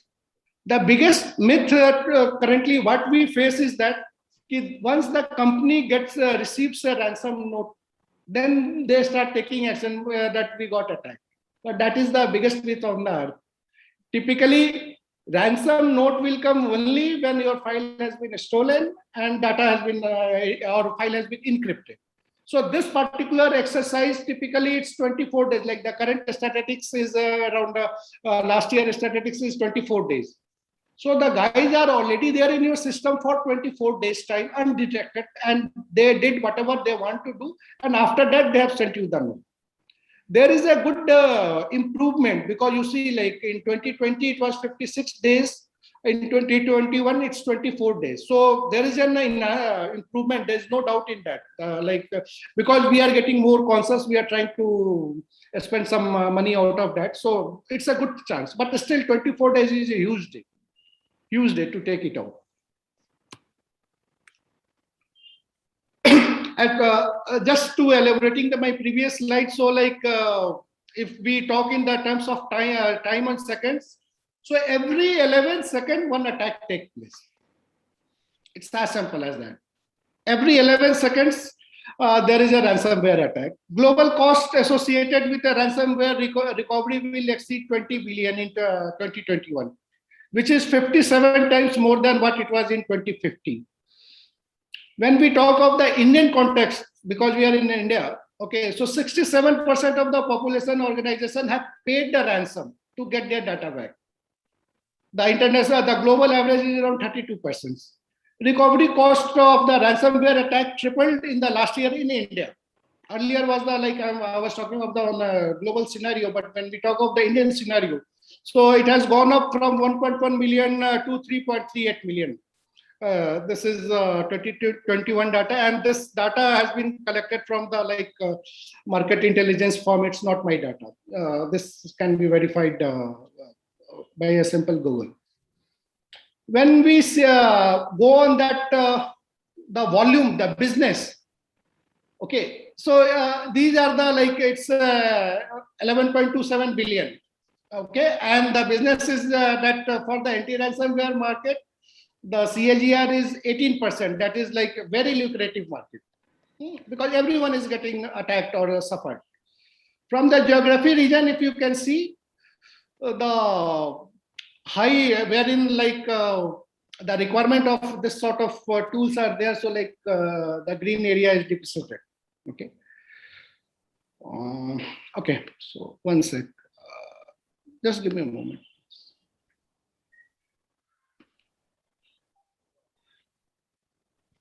Okay, so when we talk of this 2021, so there are three sectors are there: banking, government, and transportation, which have been attacked severely. And there are quite a few big numbers are there. I'm very poor in numbers. Yeah, I think around 36 million attempts were there. So now we can understand why I took a couple of minutes to explain this thing, because you see, everyone is aware and everyone is trying with the best of the solution, but then this is the result. So either we are failing somewhere, or what is the reason? Let me cover it in the next slides. Okay, so when we talk of a ransomware attack or ransomware tools, okay, so automatically these are the world famous companies which comes into the mind, and these are the market share of those companies: Symantec, Appsat, ESET, Kaspersky. These are the actually a market player. They had been doing a wonderful job till now. Out of these complete paper, one second. So out of these all places, the major player who are handling the anti-ransomware problem. Okay, so McAfee is there. It's a Israeli and US company. Kaspersky is there, Russian. Bitdefender, European company. So these are the 5 companies are there who are into, they are supposed to be the major player. And all the attacks, wherever the attacks takes place, so these solutions are already there in the place. It's as simple as that. None of the organizations who have been breached, they didn't have this sort of solution. Everyone has got this solution. It's as simple as that. But yes, confidently they are getting breached. Okay. So if we look into the characteristic, so this is the characteristic. They do everything. Okay. They will protect you from virus. They will protect from Trojan. They will protect everything. They do it. That's their nature. The way they have been designed. Okay. Mainly, they work on a client-server architecture. These are the characteristics. That you take an enterprise license, you set up a server, and all the nodes connected to that, they will serve that. Okay. One sec. I think there is some problem in my computer. Just give me a moment. Okay. And all these companies, they work in a command and control mode. Command and control mode means they have always control to their customers' infrastructure. It's as simple as that. Then they collect customer data. Customer data means what? It may not be user data, but they do collect your metadata of computers. Okay, and all of them have their like they are the MNCs. Obviously, like they are very big companies based out of US, Russia, Europe, and Israel. So with this, now we can do some sort of correlation. If we are doing everything, you can't be expert in one thing.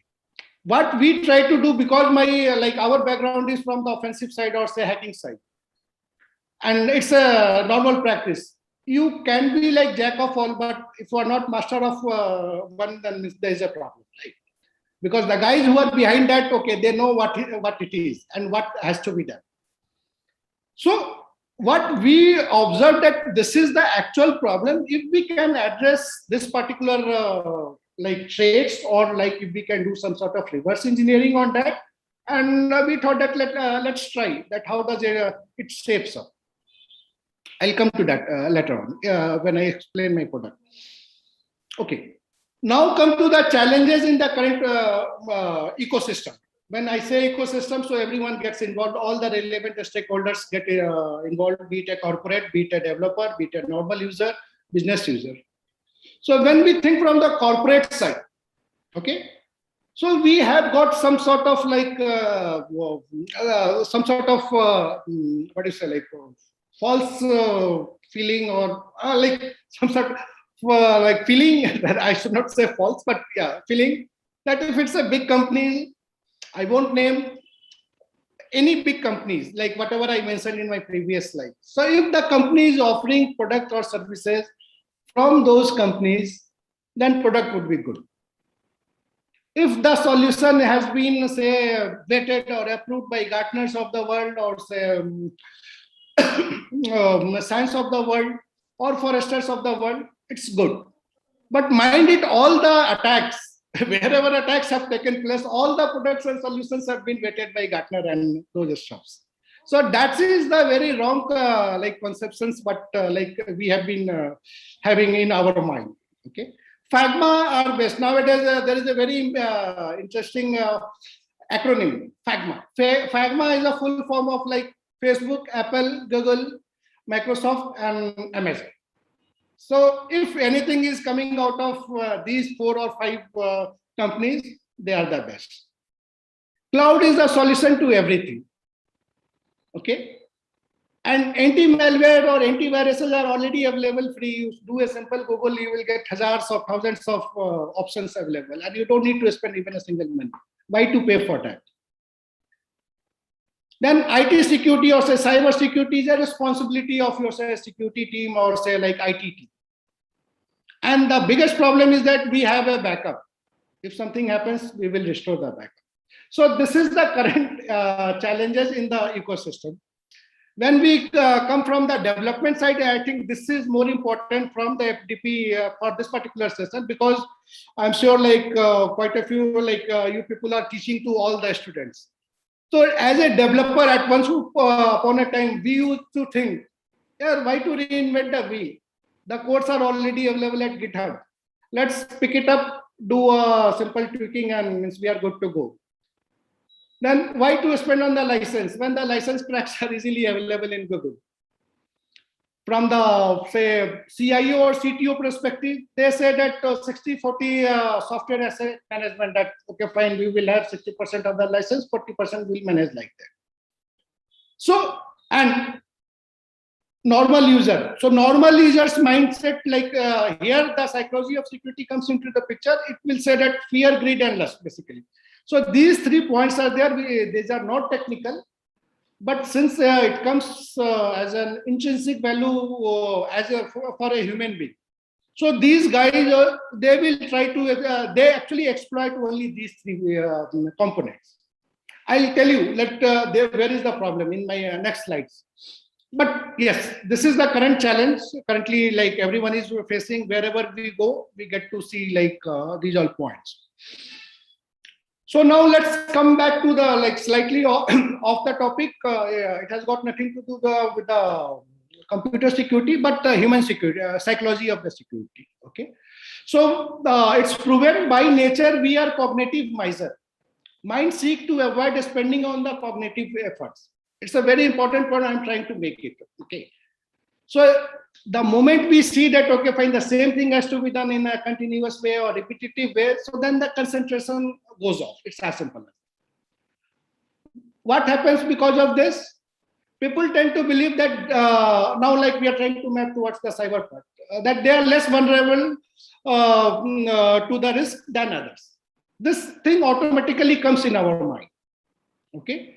Once we have got this sort of apprehension, then people also believe that they are less likely to be harmed by a consumer products compared to others. And finally, it stands to reason that any computer user has the preset belief that they are at less risk of computer vulnerability than others. And if we map this particular thing with our day-to-day life while working on computer, then we will realize that where we commit mistake as a human being. Because whoever has got responsibility, whatever responsibility has there, this part is already applicable over there. Okay. So typically what happens currently, like average 8 to 10 hours we are spending our time on a digital platform, right? So let's do a very small quick test, and then you see that I think you would be able to answer yourself directly. Okay. So there are two statements are there. Can we spot the difference? Well, couple of you, this actually I had circulated this in social media as well. So couple of people may be knowing, but yeah, let's do a test. Can we identify the difference? That what is the difference between these two, Citibank or Maybank Bank to you? A is different. Yes, right, sir. Right, exactly. So, but now since we are conscious, so that's why we are doing it. But for a normal people, it's very hard to detect. If you are on a mobile set, then means you would be clicking on the link, and that is the biggest problem. Because we are like, okay, means we have spent some of the time on this, so okay, we are conscious in our consciousness. This point is there. But for think of say like the Generation Y citizens or say Generation X citizens, so they may not be that that computer savvy to identify these all problems, and that's where these guys attackers they take the advantage. Earlier I discussed that phishing mail or attachment and all, so these all things are that. Your what happens that say like there are technical controls are there which like say spam filters are there in mail server. So at a certain to a certain extent they they filter it out. But through the handheld device that can't be filtered out. It's as simple as that. So a person can insight and then they will poke you to like click this. I talked about in my previous like fear. KYC expiry. So KYC expiry, like anyway, a person will get like, okay, what would happen if the bank access goes? So that sort of compulsions or threats are there. When we talk of grid, you have won a KBC lottery. Who would, or say like you got a say Apple 13 phone in say 50,000 rupees. Everyone would jump on that. And then the last part is that is quite self-explanatory. So with these three things, they always try to see the psychology of the operators. Operators could be software developers, CIOs, CTOs, and then based on that, they design the program, this malwares. And that is the way triple-digit increases are there every day we are facing. Okay. So now, okay, let's come back to the ransomware attack. Why it's propelling towards the north? So there is a famous saying: attackers are 6 steps ahead than the defense team. We have to accept this thing. It's as simple as that. Why they are 6 steps ahead? Because it's a easy money for them. Bit of the programming knowledge and they are good to go. And that's the reason they are always innovating, adopting new technologies. They have got a very easy fund because you don't have to do anything. Write couple of 3 to 4 lines code and you are good to go. You just do a phishing, at least some fishes will come out. It's as simple. And they are experts in exploiting the psychology of security. That was the reason I set the context. That if I think from a say ransomware actor, I would think like that only. Okay, fine. This is the thing. Let's do this thing. Okay. That is the overall part. When it comes to the technological part, because like I understand, like all of us, like we would be teaching engineering and technical skills or programming skills to the students. So what's happening? So in last 10 years, there is quite a few developments are there, but the adoption of those development is not seen in the corporate world. That is the one of the area what we have observed that's the problem. Like you have Rust, Go, Lang. These are the new programming languages, which I'll cover in the next slide. So the existing applications, whatever the applications has been designed, so those design have been using the old programming language, and those were not designed to address the security issues or say safe programming issues. So that's the way. Now we are trying to adopt, but as a defense team, if I am trying to adopt, I would be taking more time because I have got certain approvals. But and then there is a scarcity also. We feel happy that we know C, C++, or say Java and all. That's it. But we don't want to dirty our hand because the shortcut methods are there. Yeah, we'll pick up something and all. So, but if we try to learn this thing, then we can counter it. So it's my sincere request. I would request that please encourage all the students that go for the new programming. Maybe like whatever course has been defined, let it be. Like we can't change that course, that is different thing. But at least as extracurricular activities, there has to be a programming hackathon and all, and ask them to concentrate on these all parts. Then it could be a better part. Okay. That is the technological use. Current defense tools, whatever tools currently we have. So either they are the signature based, which I discussed earlier, or nowadays everyone talks of AI/ML. And now once again my question is that if AI is there, ML is there, then the number should come down, which is not coming once again. Why? Because AI/ML everyone is talking, but we are not addressing that what has to be addressed. So because it's currently evolving, and those guys are matured in that. So when we see that whatever products are available currently in the market, so either they are UBA, user behavior analytics they follow, or process behavior analytics. So the problem with these new as AI/ML solutions are what? It generates the false alarm. They are susceptible to the poisoning, wrong inputs, and it has got a seeding time. Like when we are trying to implement any AI/ML solution, so minimum 1 month time it takes just to understand the environment and do the data modeling part. And that's the time like these guys can come and like attack. So these are the like couple of things what I feel that we should encourage at least these couple of programming languages, which those guys are using.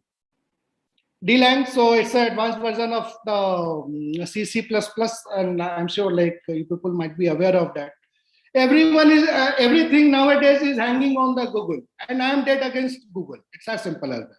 But then, well, it doesn't matter, like it's what I think. But yeah, so Google programming is once again, that is very important. And if we can do, what do you say, like we do a wrapping using these programming languages, so I'm sure like there would be better chances of protecting or at least delaying the attacks. Same way NIM is there, Ninja Loader is there, or Rust is there.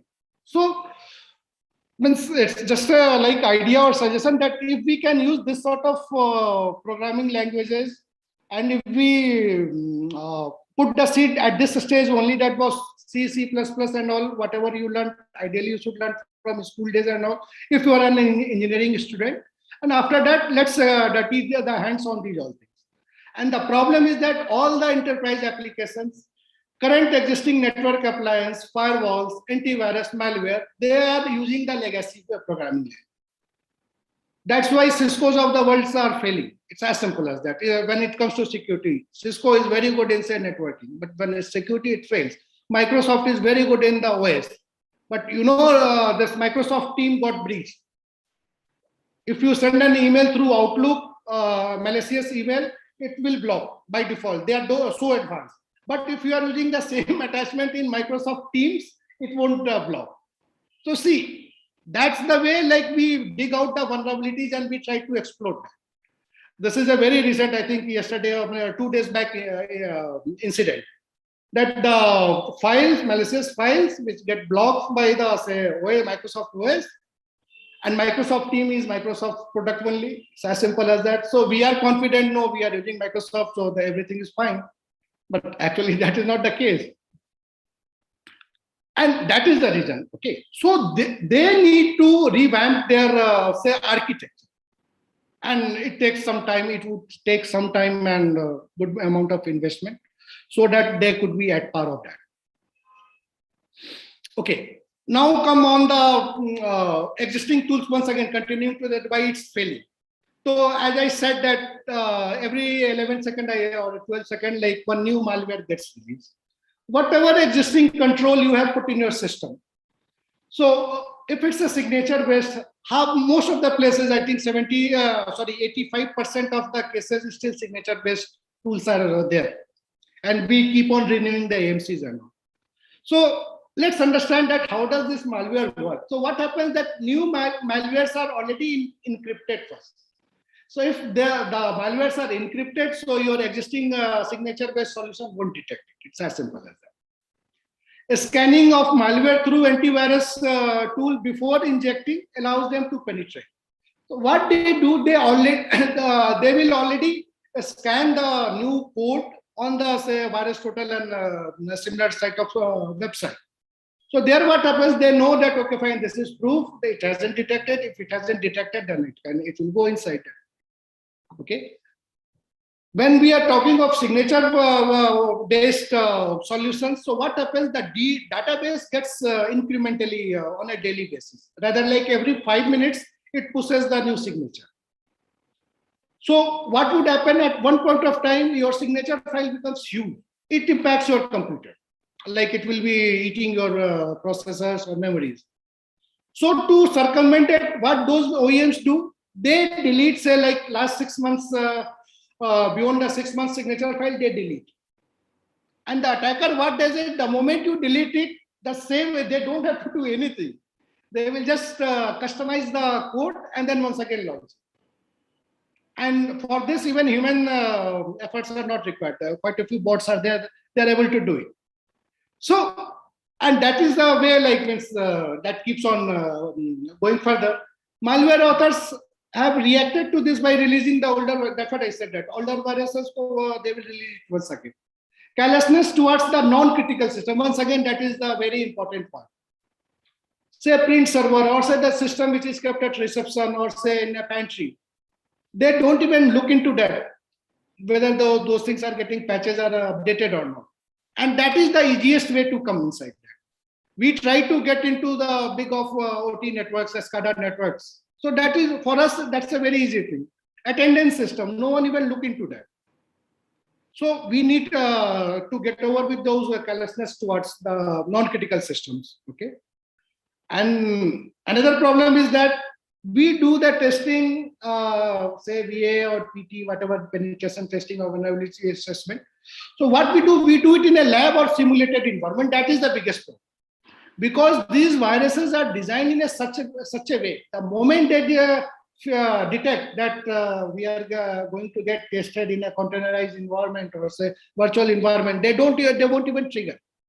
So that will give us a false feeling that no, I'm safe. But the moment you put it in a real world, then we'll see the result. And that is the way the red teaming concept has come, which I am going to cover shortly. Okay. You have all the controls. Now, post-COVID, what do we do with this work from home? You take out your computer and like you work from home. So like at least 60 to 70% of control have already gone. You have got just only one option, VPN, which is a dated technology. So these are the current scenarios. And in these scenarios, we haven't even factored the 5G rollout. Because if the 5G rollout, it's going to explode like anything, you can't even imagine. We are also not able to imagine. Why? Because it's as simple as that. You see, like in current testing stage, these are the certain statistics. South Korea is the most advanced currently. But if everything is on the internet, so for hacker, it's more easier to they will get more surface area to attack. And if we have more surface area, then the probability of casualty is also going to be much more. It's as simple as that.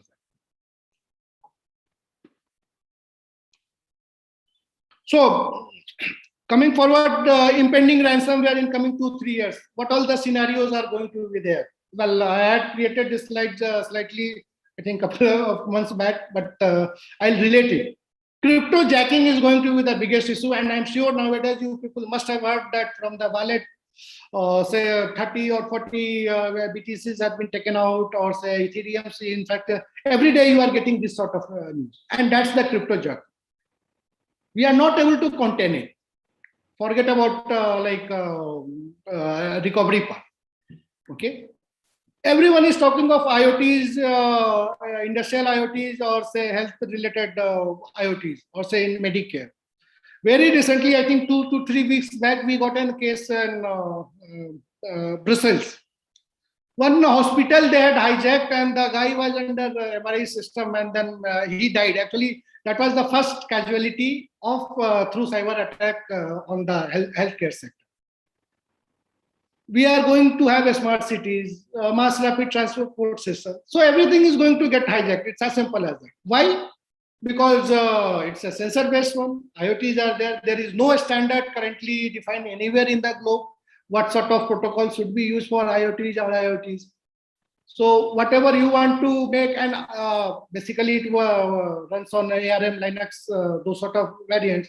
It's always admin and admin, or admin 1, 2, 3. So these sort of attacks, like we are seeing it, and it's going to come very soon. Well, as I said, that cryptojacking is already in place. Forget about 2 years. Currently, as of date, also is there. Everyone is talking of EV charging networks.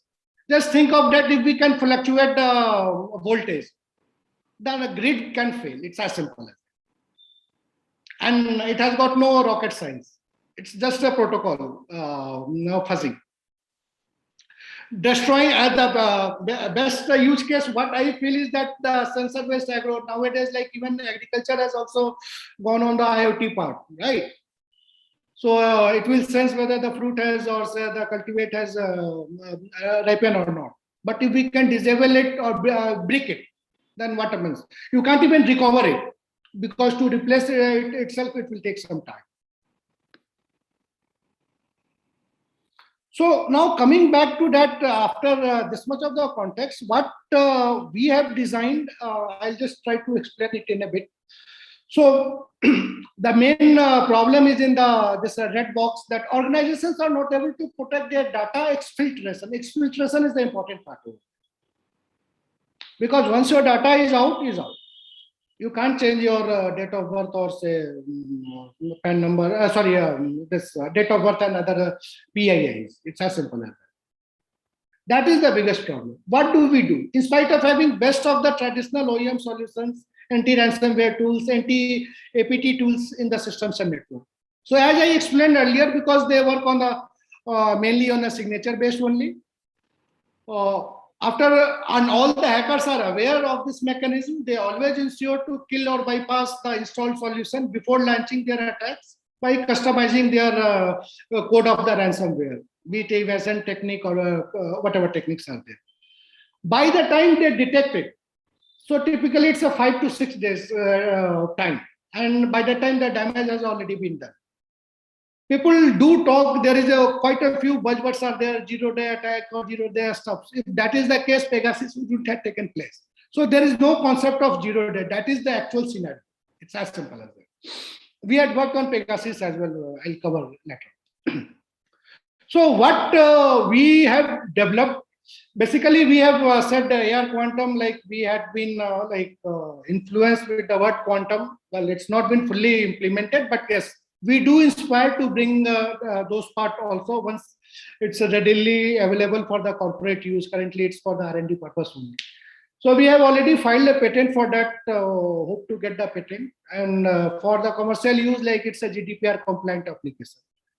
Best part is that it doesn't interact with any external server or share any data out of the organization. And now if you relate earlier whatever options I was showing and what they do. So that is the complete 180 degree ulta we have done it. Customer gets full control and management of the business data. It doesn't even pick up your metadata. So from the geo-sensitive location, currently we have a problem of say Ukraine or Russia, everyone is running in and out. So if they had that sort of the geo-sensitive management or control of the data, they would have been in a better place, which like the biggies are having that. Couple of countries are having that. Okay. This solution works even on Windows XP. People say Windows XP is outdated. Well, answer is no. It's outdated, but there are certain infrastructures. I'm not sure if the people are there from oil and gas sector and all. So they are still, they have to use because of the, because they don't want to change it. Because for them, the availability is much more important. Same way in the banks. I think still 30 to 40% of the banks ATMs, they are running on XP. Quite a few articles have written and we have shown it, that how those hackers had been exploiting. Knowing that it's a Windows XP system, they used to pull out the money and okay. So today, if you ask for any solution, the OEM will say no, Windows 10 and above, Windows 11 and above. So what do you do with those old systems which are still running? So that's where this particular tool comes into the place. It has got a beauty. One of the very few offline anti-ransomware tools which work in a OT environment. Because when we talk of air gap system, OT environment, there the internet is not there. And if the internet is not there, what solution you are going to? Getting inside is not a problem, trust me. And then we get an absolutely free hand. Because if some antiviruses are there, at least there would be some resistance. But in this case, there is no resistance. And whatever solutions are there, that's very expensive. But still they can't ensure. Why? Because they work on a UBA or PBA basis, or say behavior basis, or say user analytics basis. That's why they fail over there. So what we try to do, we try to reverse that. What we do over here, okay, fine, I'll cover that, how we are protecting that. So this is one of the product Air Quantum, and Janus framework is basically threat fit correlator. Typically what happens when we talk in the corporate world, what happens? There are at least 20 or 21 dashboards person has to manage, which is not humanly possible. It's as simple as that. Because today there is this problem, for this problem, this OEM is there, problem B is there, for that OEM B is there, or C is there, and so on. So monitoring those many feeds itself is a problem. And on top of that, if I say that, okay, fine, get me a particular feed only for, say, India, for a state, say, Karnataka, because I'm sure people might have read some news that some disturbances are going in, say, Karnataka. So can anyone, any of the threat intelligence company or agency, can they pull out the feed? So answer is no. So what we have done, that we have combined more than 60 threat feeds are there, and we give you we are in a position to pull out the specific TI, threat intelligence. This is a problem, work on this. It's as simple as that. So this is, I'll skip further because this may not be of that interest, but yeah, concept wise, at least you know that how we are trying to delay the attacks part, thinking like a hacker. That as a hacker, I know I'll be doing step 1, 2, 3. What I did 3, 2, 1. That is a way. Okay, these are the part of the services, but yes, there's an important part. We have coined a special audit that is called anti-ransomware readiness. In world, nowhere there is no one is even talking about this. Everyone is facing the problem. But what has to be done? They will say training, and those things won't work out. You get it, get yourself tested first. So is there any policy defined? Incidentally, for red teaming, we were instrumental in defining the policy to RBI for BFSI that the red teaming has to be there. You need to do a testing on a live environment and as an attacker and see whether you are able to defend or not. So the same concept we are trying to bring it for the anti-ransomware readiness audit as well. That there has to be an audit, because with so much of the stakes, insurance companies are refusing to give you the insurance on the cyber attacks because of this part only. So we have defined a methodology that should be followed. That fine. At least you get yourself prepared. And then tomorrow, because in case of any attack, because the customer data are involved, very soon we are going to have a GDPR-like policy in India. So anyone can sue also. So we have something to show. That was, we got it checked at least. So whatever we could do, we were able to do. Beyond that, we have got our own malware repository, wherein we have got a kind of more than 12,000 odd malwares, live malwares. In world today, like I think 21K odd malwares are there. Out of that, 12,000 plus we have. And we keep on testing. And based on those insights, we try to enhance the products and solutions. Okay, so this AR quantum, these are the few of the features are there. This is a military grade tool to address the ransomware issue, which has been totally effective as of date. I can't talk about tomorrow, but as of date, I can say, yes, it has been effective. It works on a behavioral model. People will say quite a few options are there. But the behavioral model, it's a more scientific, towards a scientific part. It could be user behavior or process behavior. In either of the case, we have a problem. What we have modeled it as a RBA model, means ransomware behavioral model. So this tool just try to assess what does the ransomware does, and based on that, it has trained itself, and that's why it's effective. And it has got no seed time. No seed time means typically you don't have to wait for one month time to get familiarized. Like the whatever current solutions are there, so they take minimum 1 month of time to get accustomed of your environment. And those solutions are not fit for the small organization because they are very expensive. Almost impossible to be stopped, removed by any ransomware attack because they can't even detect it. It runs in a liquid mode. And this works entirely in an offline mode. No signature updation, no behavioral model updation, nothing. You shut down the internet, it will work. It's as simple as that. And that's the way, like this has been found suitable for SCADA, ICS, or DCS network, which falls under CSAI. It has got no machine learning time or no seeding time required. So it starts working even before the ransomware starts encrypting. And that is the beauty, like within the 7 to 8 second time, it neutralizes the attack. Suitable use cases, well, critical infrastructures, governments, big enterprises. When we talk of licensing features, it's an ultra-light agent. It uses the memory less than, I think, 2 MB. 2 MB memory. It can't be copied. You can't uninstall and install it anywhere. It works in a stealth mode. As far as the success rate is concerned, so I have mentioned a couple of use cases. These are the one of the famous ransomware attacks, be it a dark site, which brought down the United States of America. Grand Trap, WannaCry, Pay2K, Loki, Lockbit, because all of them ultimately they are a ransomware operator. And we have said that no, irrespective of any agencies, any APTs, or any ransomware author, ultimately what the product would do. The product would try to first copy and encrypt, and it will neutralize then and there itself. So what we do, we offer the FUDs or like fully undetectable codes also. You can test it out. The result has been encouraging, that much I can say.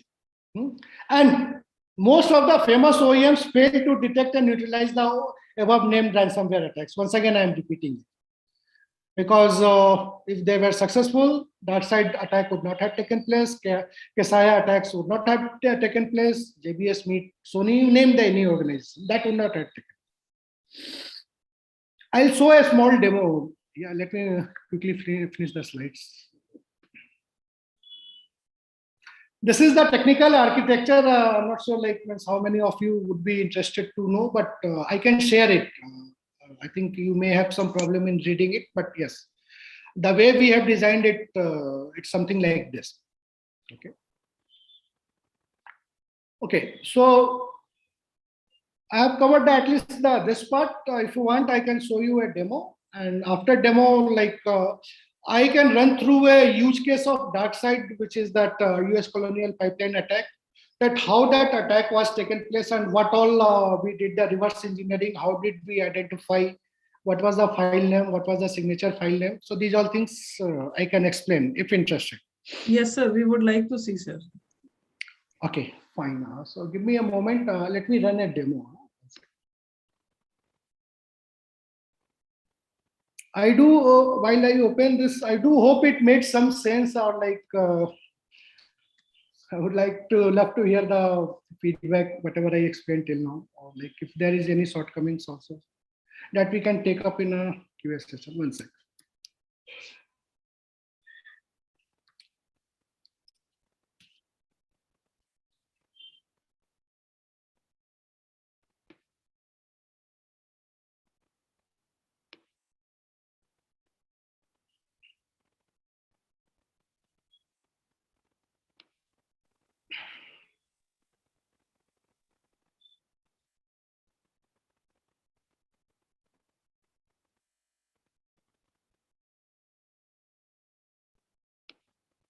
Just give me a second.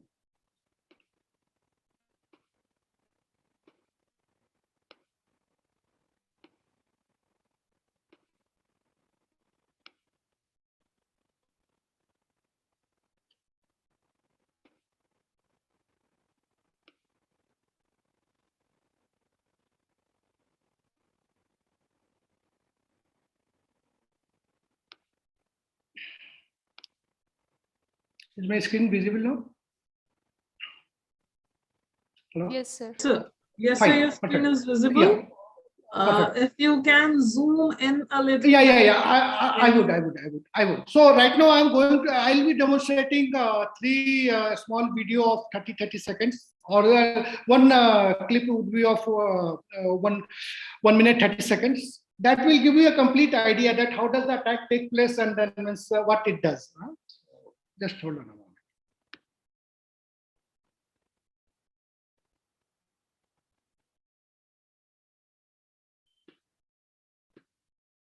Okay, so this is for Lockbit. Lockbit is a very famous, very dangerous virus. So what I'm going to do, one sample file I'm taking, and I'm going to prove that no, it's a Lockbit only. So I got it tested in virus level.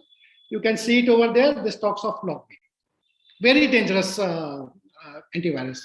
Now you can say that no, most of the existing tools are able to detect it. Yes, because when we tested at that point of time, none of them could detect it. Okay, and virus total is a Google platform, so every millisecond it keeps on updating. So-called that 0-day concept. But at the time of launch, it was not detected. Yeah. So you see what's happening. I got that particular file. This is the signal, actually malware. Okay. So we are just renaming it so that for the easy understanding. And in the background, the processes of the CPU is already running. Okay. So just see. So we are going to attack this thing with a PC and just keep on seeing on this particular system processes.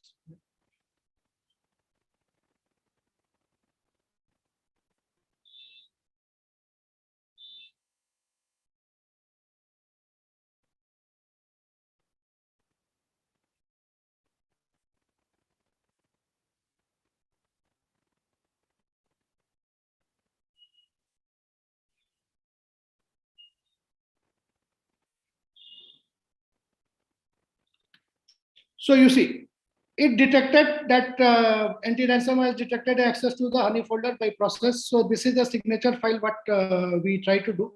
Here what's happening, we are not giving any option before this unless it detects say anti-ransomware or say ransomware.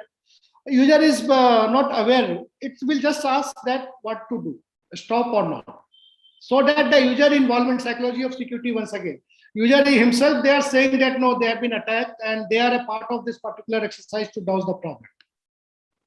So if you say yes, so automatically it has killed.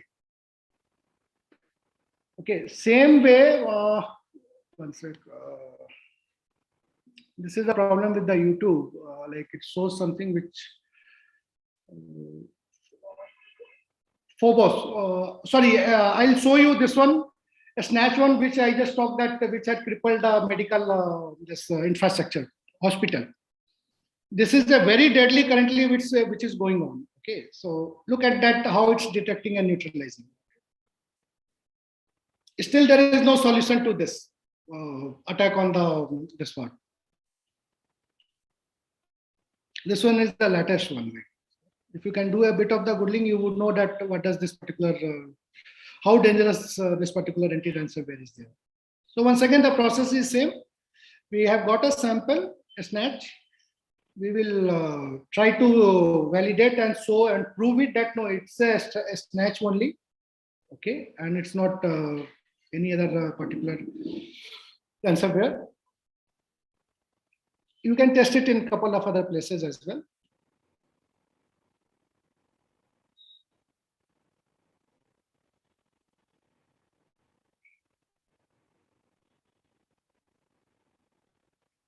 So now it has been triggered and you see automatically the processes have hit high.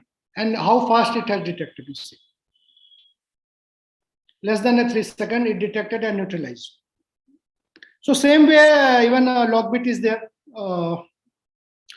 Sorry, logbit, dark side is there. So that also you can see it.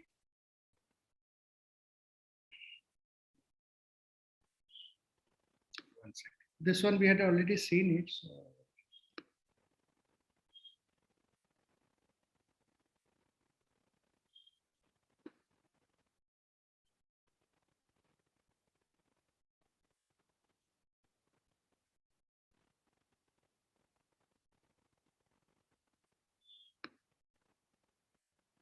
Phobos is once again like it impacts lots of your financial institutions and critical infrastructure. So that also we have kept a couple of samples wherein you can see that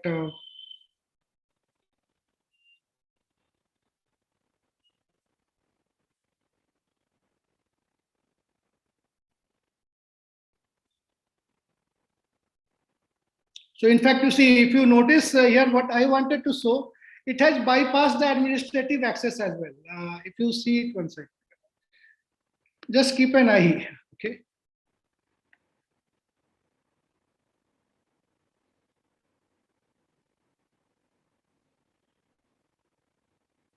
One second.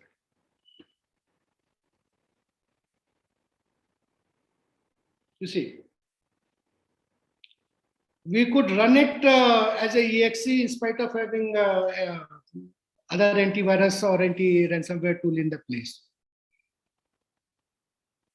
So that particular malware has bypassed your internal security, and now, but once again, you see it has detected. That's it. So this was the small demo.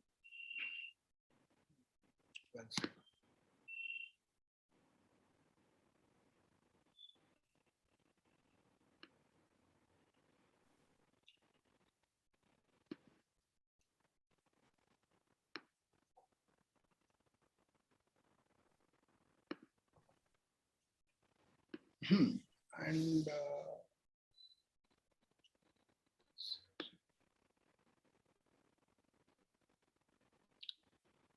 I'll quickly run through this one, dark side one, the huge case, what it was. Actually, basically, you need to do some dirty to your hands, and virtually it's not possible. It's quite risky, so I'm not able to show it live. But at least I'll give you a context. If you want, I can share this thing so that you people can try yourself. That will be helpful, sir. Yeah. One second.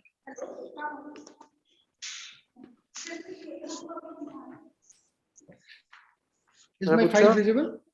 Yes, sir, it is. Okay, one second.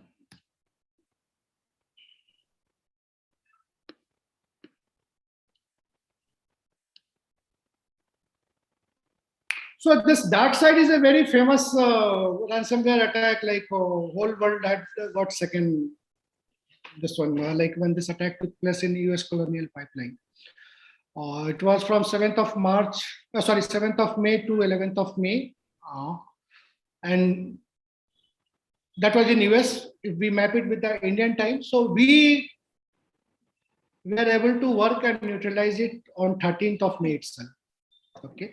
There was no information available. Still, US colonial pipeline site can't be accessed because of that sort of severity. Okay.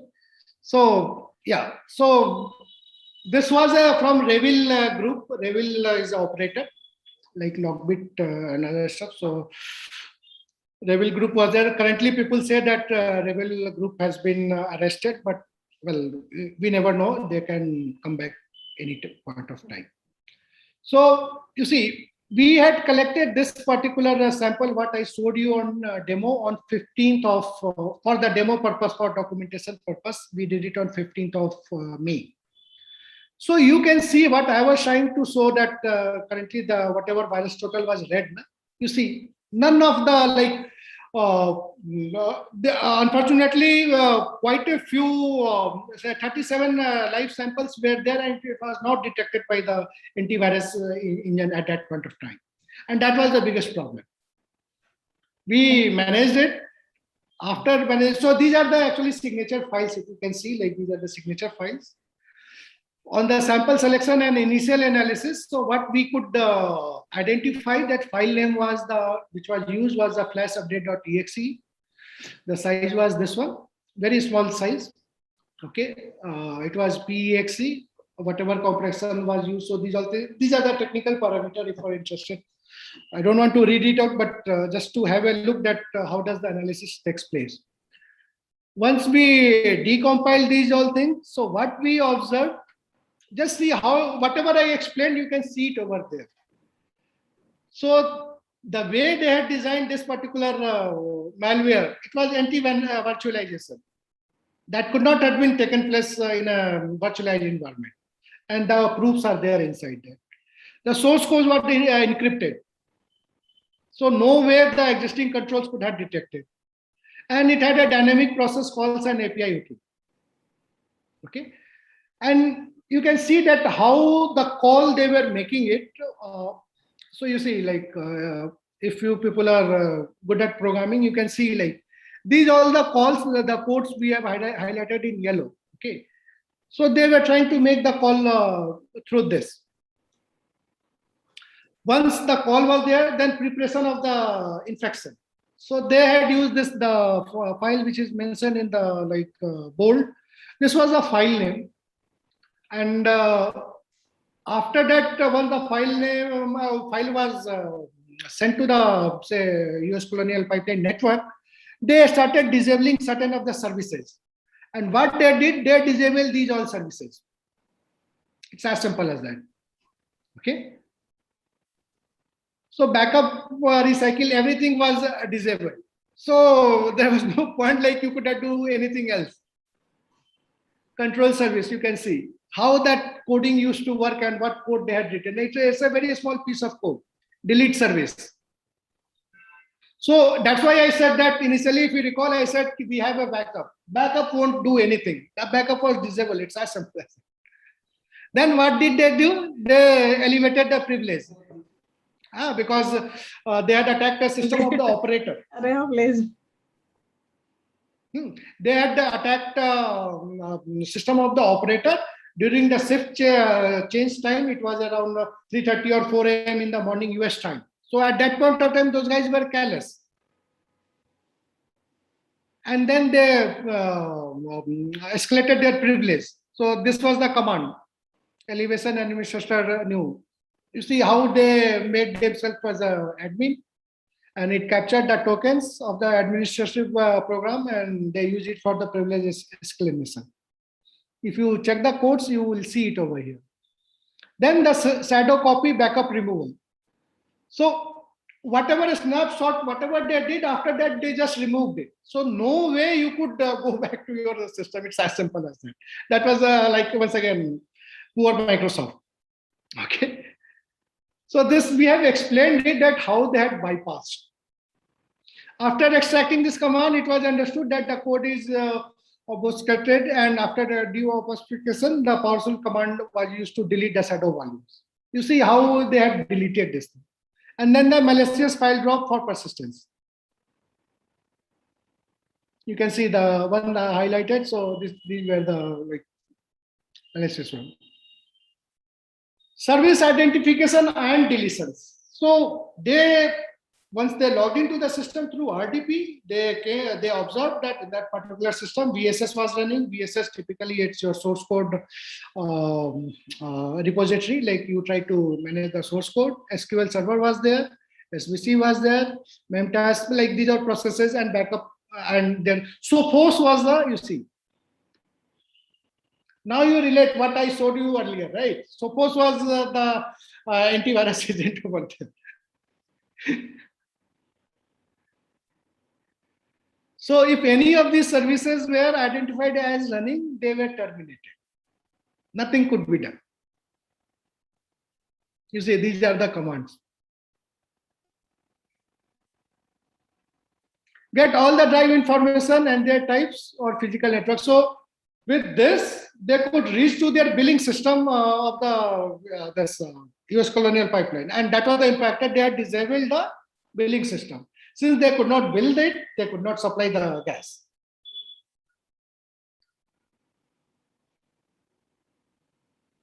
Okay, so these are the commands, like you can see that means how and what they did. And encryption mechanism and routines. So like what it does, it always includes certain file directories, and that's where our beauty is there. So our solution runs either in recycle bin or somewhere else, which they don't even, none of the operator would touch this thing. And this is the architecture, like we try to explain it, like it's a pure technical thing. If anyone is interested, they can look into that.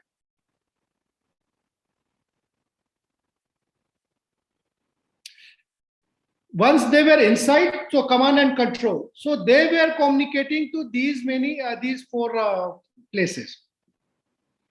Okay, these were the website they were trying to communicate, and their masters were sitting at this at that place. And we had identified that also, that who is the owner and all that. I am showing it.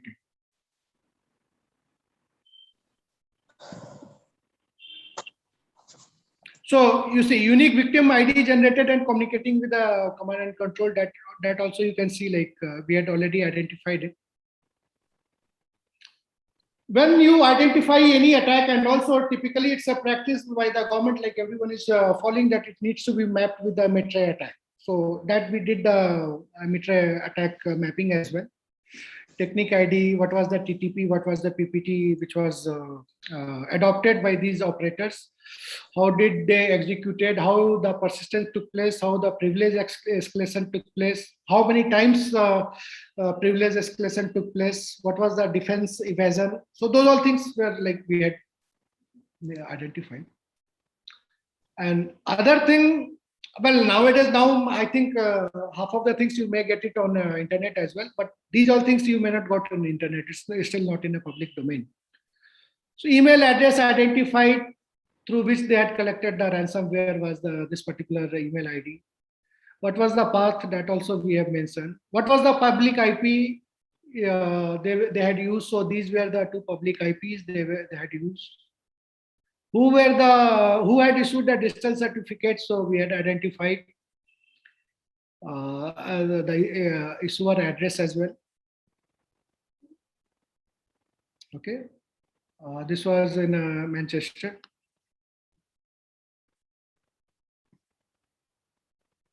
And one was in New Jersey. Okay, so this was that's it. Like from my side, like this was a small demo I wanted to show. I think we have got still 15 minutes time, so happy to take the questions and answers or queries. Yeah, thank you so much. Just give me a moment. I just have a water.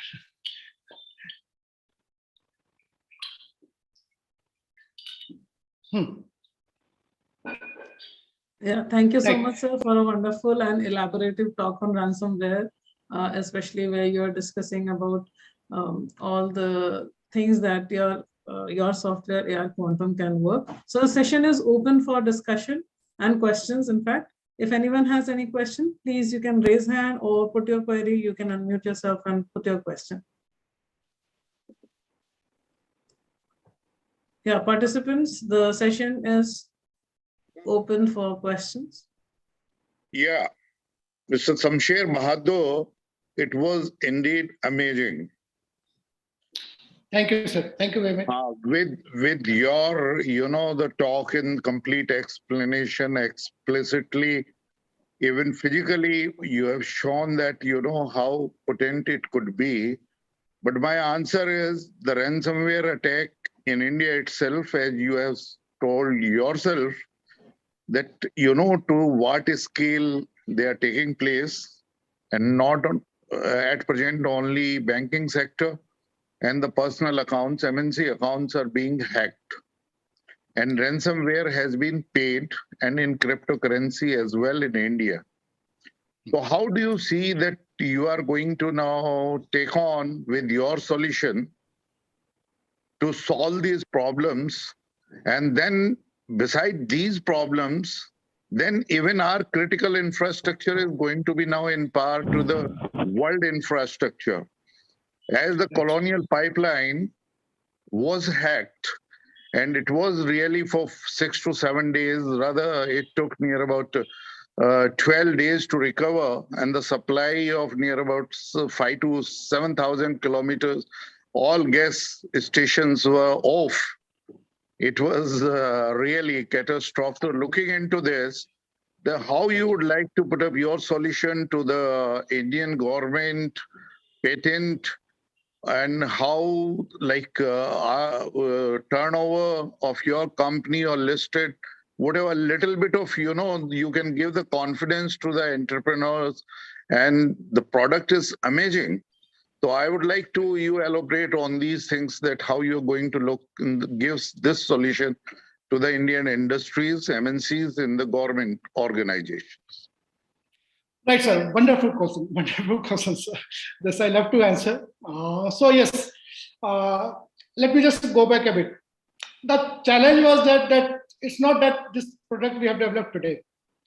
Actually, we got this product developed when this WannaCry attack took place in 2015 or 16. 2017. Yeah, WannaCry, right. Yeah. So it started from 16, and 17 it has populated across the globe. And that point of time, this concept came, and we made it. The problem was that who is Shamsher Bahadur that we faced? How do we believe you? How do we trust you? Typical questions were there. Well, how can you challenge the checkpoints of the world or Palo Altos of the world? All these all things. These questions used to come. Who has validated you? Because critical infrastructure, they won't even allow you. They will say that my mechanism is that you need to be L1. I can never qualify for L1. So these all challenges were there. So what we did, so that was the reason, but we said that, okay, fine, let's give it to the academia. We did a presentation to the secretary level in Government of India, because the other side of my personality is that I had been working with the government agencies on the offensive side. So with my connects, I said that, sir, try it out. So they said that we don't have mechanism to try it out. What you are saying, that is something very high-fi. Where do I go? So then we said that if that is the fine, let me give it to the scientist people, academicians, because they don't have any commercial interest. And that was the way, because at that point of time, IIT was appointed by the DST for evaluating this sort of company. So we gave it to them. So after that, so when they liked it, that they said that, no, it's a good part. So now coming back to the market, how I'm going to sell it. So the first thing is that if I can prevent the encryption or data stealing, or file stealing. So the purpose of ransomware operator gets defeated there itself. Then there is no question of ransom. It's as simple as that. What I'm trying to do, and that too, it's not working on a client architecture, it's a node based. So if we can defeat it on the individual PC itself, the PC doesn't need any command from, say, your server or whatever. So in that way, what's happening, I'm not saying that means tomorrow also I'll be undefeatable, but yes, at least I can delay this thing. But in India, still like very, well, that's a very sorrow part, I must say. People take some time to understand. Then they will say that, okay, fine, technically you are super duper, no problem. Now let's talk about money. How much you are going to charge? Say I say 1,000 rupees. I'm just giving an example. Then there is 1,000 rupees. Then it will go because say the CISOs or CTOs or CIOs, they have not been empowered that much. So their finance person will say, here, what is this? It's available in 30 rupees or 300 rupees. Why to go for the 1,000 rupees concept? So because it's especially government or PSUs, they are guided by our CPC, Central Procurement Policy, and those stuffs. That has to be changed. Now people are adopting. I can say, I can't take the name, but yes, a couple of classified agencies have started using this thing. And incidentally, the same product, I am able to sell it outside. In fact, people from Israel and other stuff, other countries, they have approached us. Give us the source code. We will sell it for you. You don't need to sell it. But that so-called Deshbhakti and other stuffs are there. I said, no, it has to be made in India. We'll try to make it. So now at this point of time, at least I have got a helping hand, say, from IIT, and I do expect the organization like, say, Sharda or like other places, wherever I give this particular say, presentation. So I request them that was think from that perspective and give us a chance. Okay. But you need to come out, and that's why, like here, the more importantly, technical people may understand they have a problem in explaining to, say, CFOs or decision makers. And since security is still a cost center, at least in India, I can say, it's not like that other places the scene is different, but in India, yes, security is still treated as a IT wala, cost center, but they don't know what brand loss they incur. Yeah. So we try to educate those CFOs. Yes, sir? I think it's yeah. Shamsherji, it is indeed amazing, and I think the time has come for your product where you need not to share your source code with the foreign companies. I am sure that your association with Sharda University will take it forward. Okay, and Professor Ashok and other people already just going through your things. But now let me share with you, nowadays, the kind of in product, the confidence and the way, only one question I would like to ask, when you say at the node point, at the PC level itself, nowadays, you know, we are having different kind of networks. Suppose CCTNS, where all the police stations are connected and that kind of a network, how this product, and coming to the cloud, how it is going to be, all these things. And I'm sure the government is looking for critical infrastructure. Like tomorrow, if I want to verify it and testify your product, if you go to the MITY ministry or to that quality and certification center, those are there. That product, any critical infrastructure could be handed over to you, where you can actually testify your products. So that, you know, it becomes it's a very, very important challenge which our country is facing when we are going to a self-reliant. So please, I consider your product, the way I have listened to your lecture and you have validated it, I'm sure your time is there. And we will be so happy. I'm sure the university will take decision at Sharda University that to take it forward, even creating awareness in that kind of a buzz and further research into these areas is going to be amazing. Okay. Right, sir. Right, sir. Thank you very much for all the encouraging words. So yes, just to answer, when I say the cloud, the problem, problem is that we don't go into the root cause of the cloud. Cloud is the biggest problem on the earth. Google is the biggest problem on the earth. We don't accept that reality. We always think cloud will do everything. But all the applications, wherever attack takes place, what happens? Everything is on cloud only. No? And even those companies are not able to protect their infrastructure. Why? Because they are not trying to get into the root cause. I can say with a moderate confidence. So yes, it handles cloud as well as the say like CTNS or like whatever infrastructure you said, because ultimately it's a computer PC. But I'm saying let me neutralize it on the PC level itself. I don't even care about the network. For network, quite a few other tools are there which are failing, and we have developed couple of more solutions than this. Okay. Yeah. So that's I it. do realize you have already covered it in the last question I am going to ask is that I am aware of it. The Microsoft is not able to take care of all the vulnerabilities which is there in their product. Google website was hacked where the entire world was waiting for the search engine for 7 days.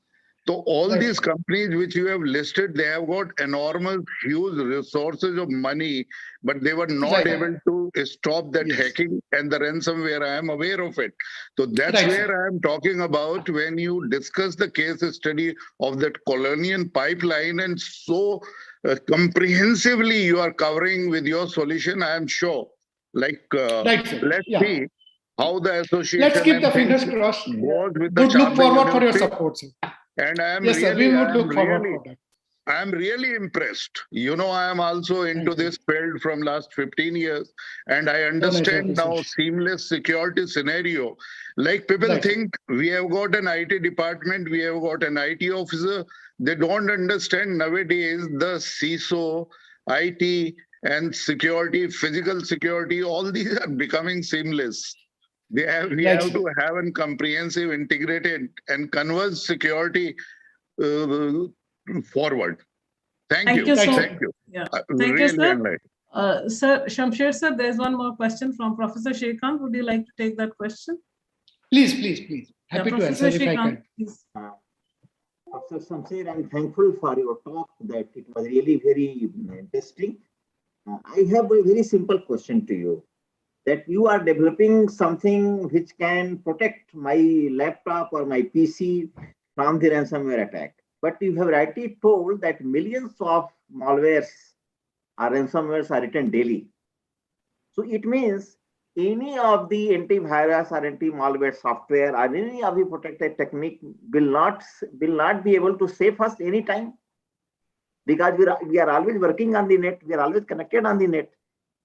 So are we really working in a very unsafe condition? Srikanth sir, unfortunately, it's quite unfortunate, but yes, there is no solution to that. There is no solution to that. Fine. Then what is the way? Only thing is that we can put our best effort to delay it. I can't say you won't get attacked. You would get attacked certainly. You might have got attacked while I'm talking to you. I can give an example as well, but I won't be giving this example on a live session. So we have to be very cautious. It's as simple as that. We have to be a bit, alert. And we have developed a program. In fact, maybe if you people like it, I can do another session there. We are heavily working on a digital detoxification. That is the solution to your answer. Okay. Digital detoxification. Okay. And it's a very wonderful program. I have delivered it to the DRI, all the IPS officers and IRS officers. They need it because the guys who are working in a very pressed environment. Okay, 8 to 10 hours time we are in computer. That's the biggest problem. So we have developed a program once again, and it talks about the digital detoxification. It talks about what we should do, what we should not do, what we should use, and you will see that you will feel fresh, work-wise as well as the mental-wise. Okay. Last question. Just 1 minute, I'll take. Please. Have you worked with ICERT, the department which is working under Ministry of Home Affairs, which is centrally controlling these projects of internal security? So to answer, yes, we have trained CERT people. Right. So the CERT agencies had been trained in our cyber range when I was in a different capacity. So from Dr. Bahel to all the scientists who are managing the CERT, so they have been trained by me. I can say. Lovely. Thank you very much. Thank you, sir. I have one last question. Please. Well, I can spend 5 minutes more. So I would Yeah. love to answer. So that is not Yeah, my question is a very basic question. When you are naming your software as AR Quantum, are you actually incorporating quantum effect in that, or it is just the name? Because when Sir said that, one more I would like to add to that, because when Shrikant Sir said that is it possible if like every day malwares are generated and written and ransomwares are written, so if we can incorporate artificial intelligence technology with what you're doing, then maybe it can read it automatically, like immediately. So what you're extending your question long. You're running out of time. Just to answer. Excellent. Yeah, I got your question. Let me answer. So yes, I would love to dirty my hand in quantum technology. Let's understand the challenge first.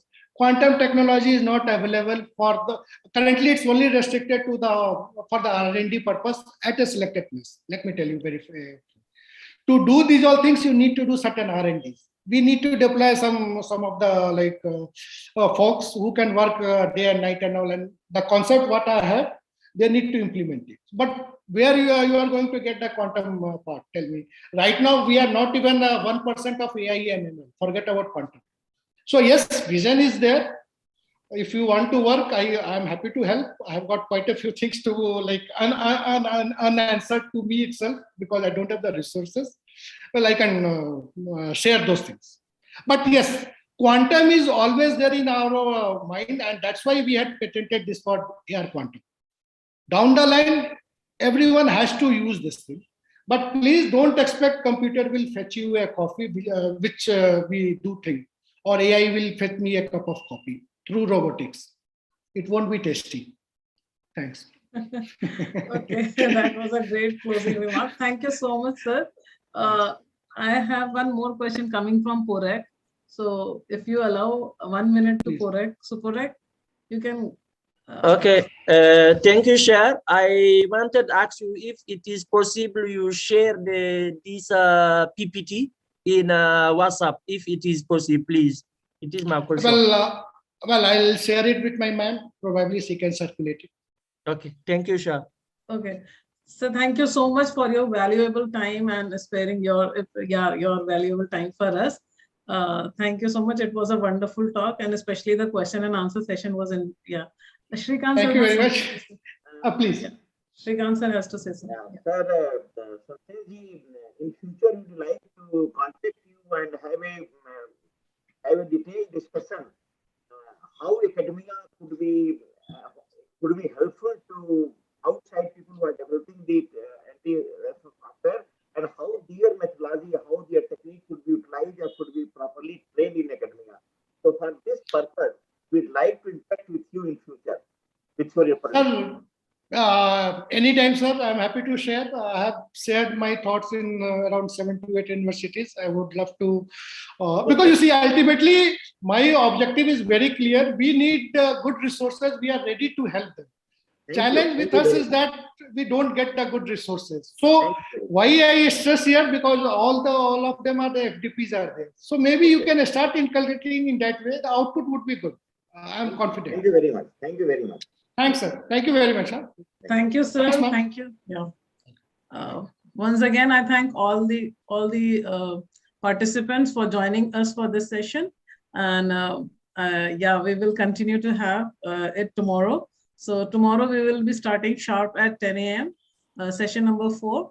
So yeah, it will be given by Professor Parvinder Singh on blockchain for identity management. So you're most welcome to join us tomorrow at 10 a.m. sharp. Thank you so much for attending this session. See you soon. Yeah. Thank you. Yeah. Thank you, ma'am. Thank you.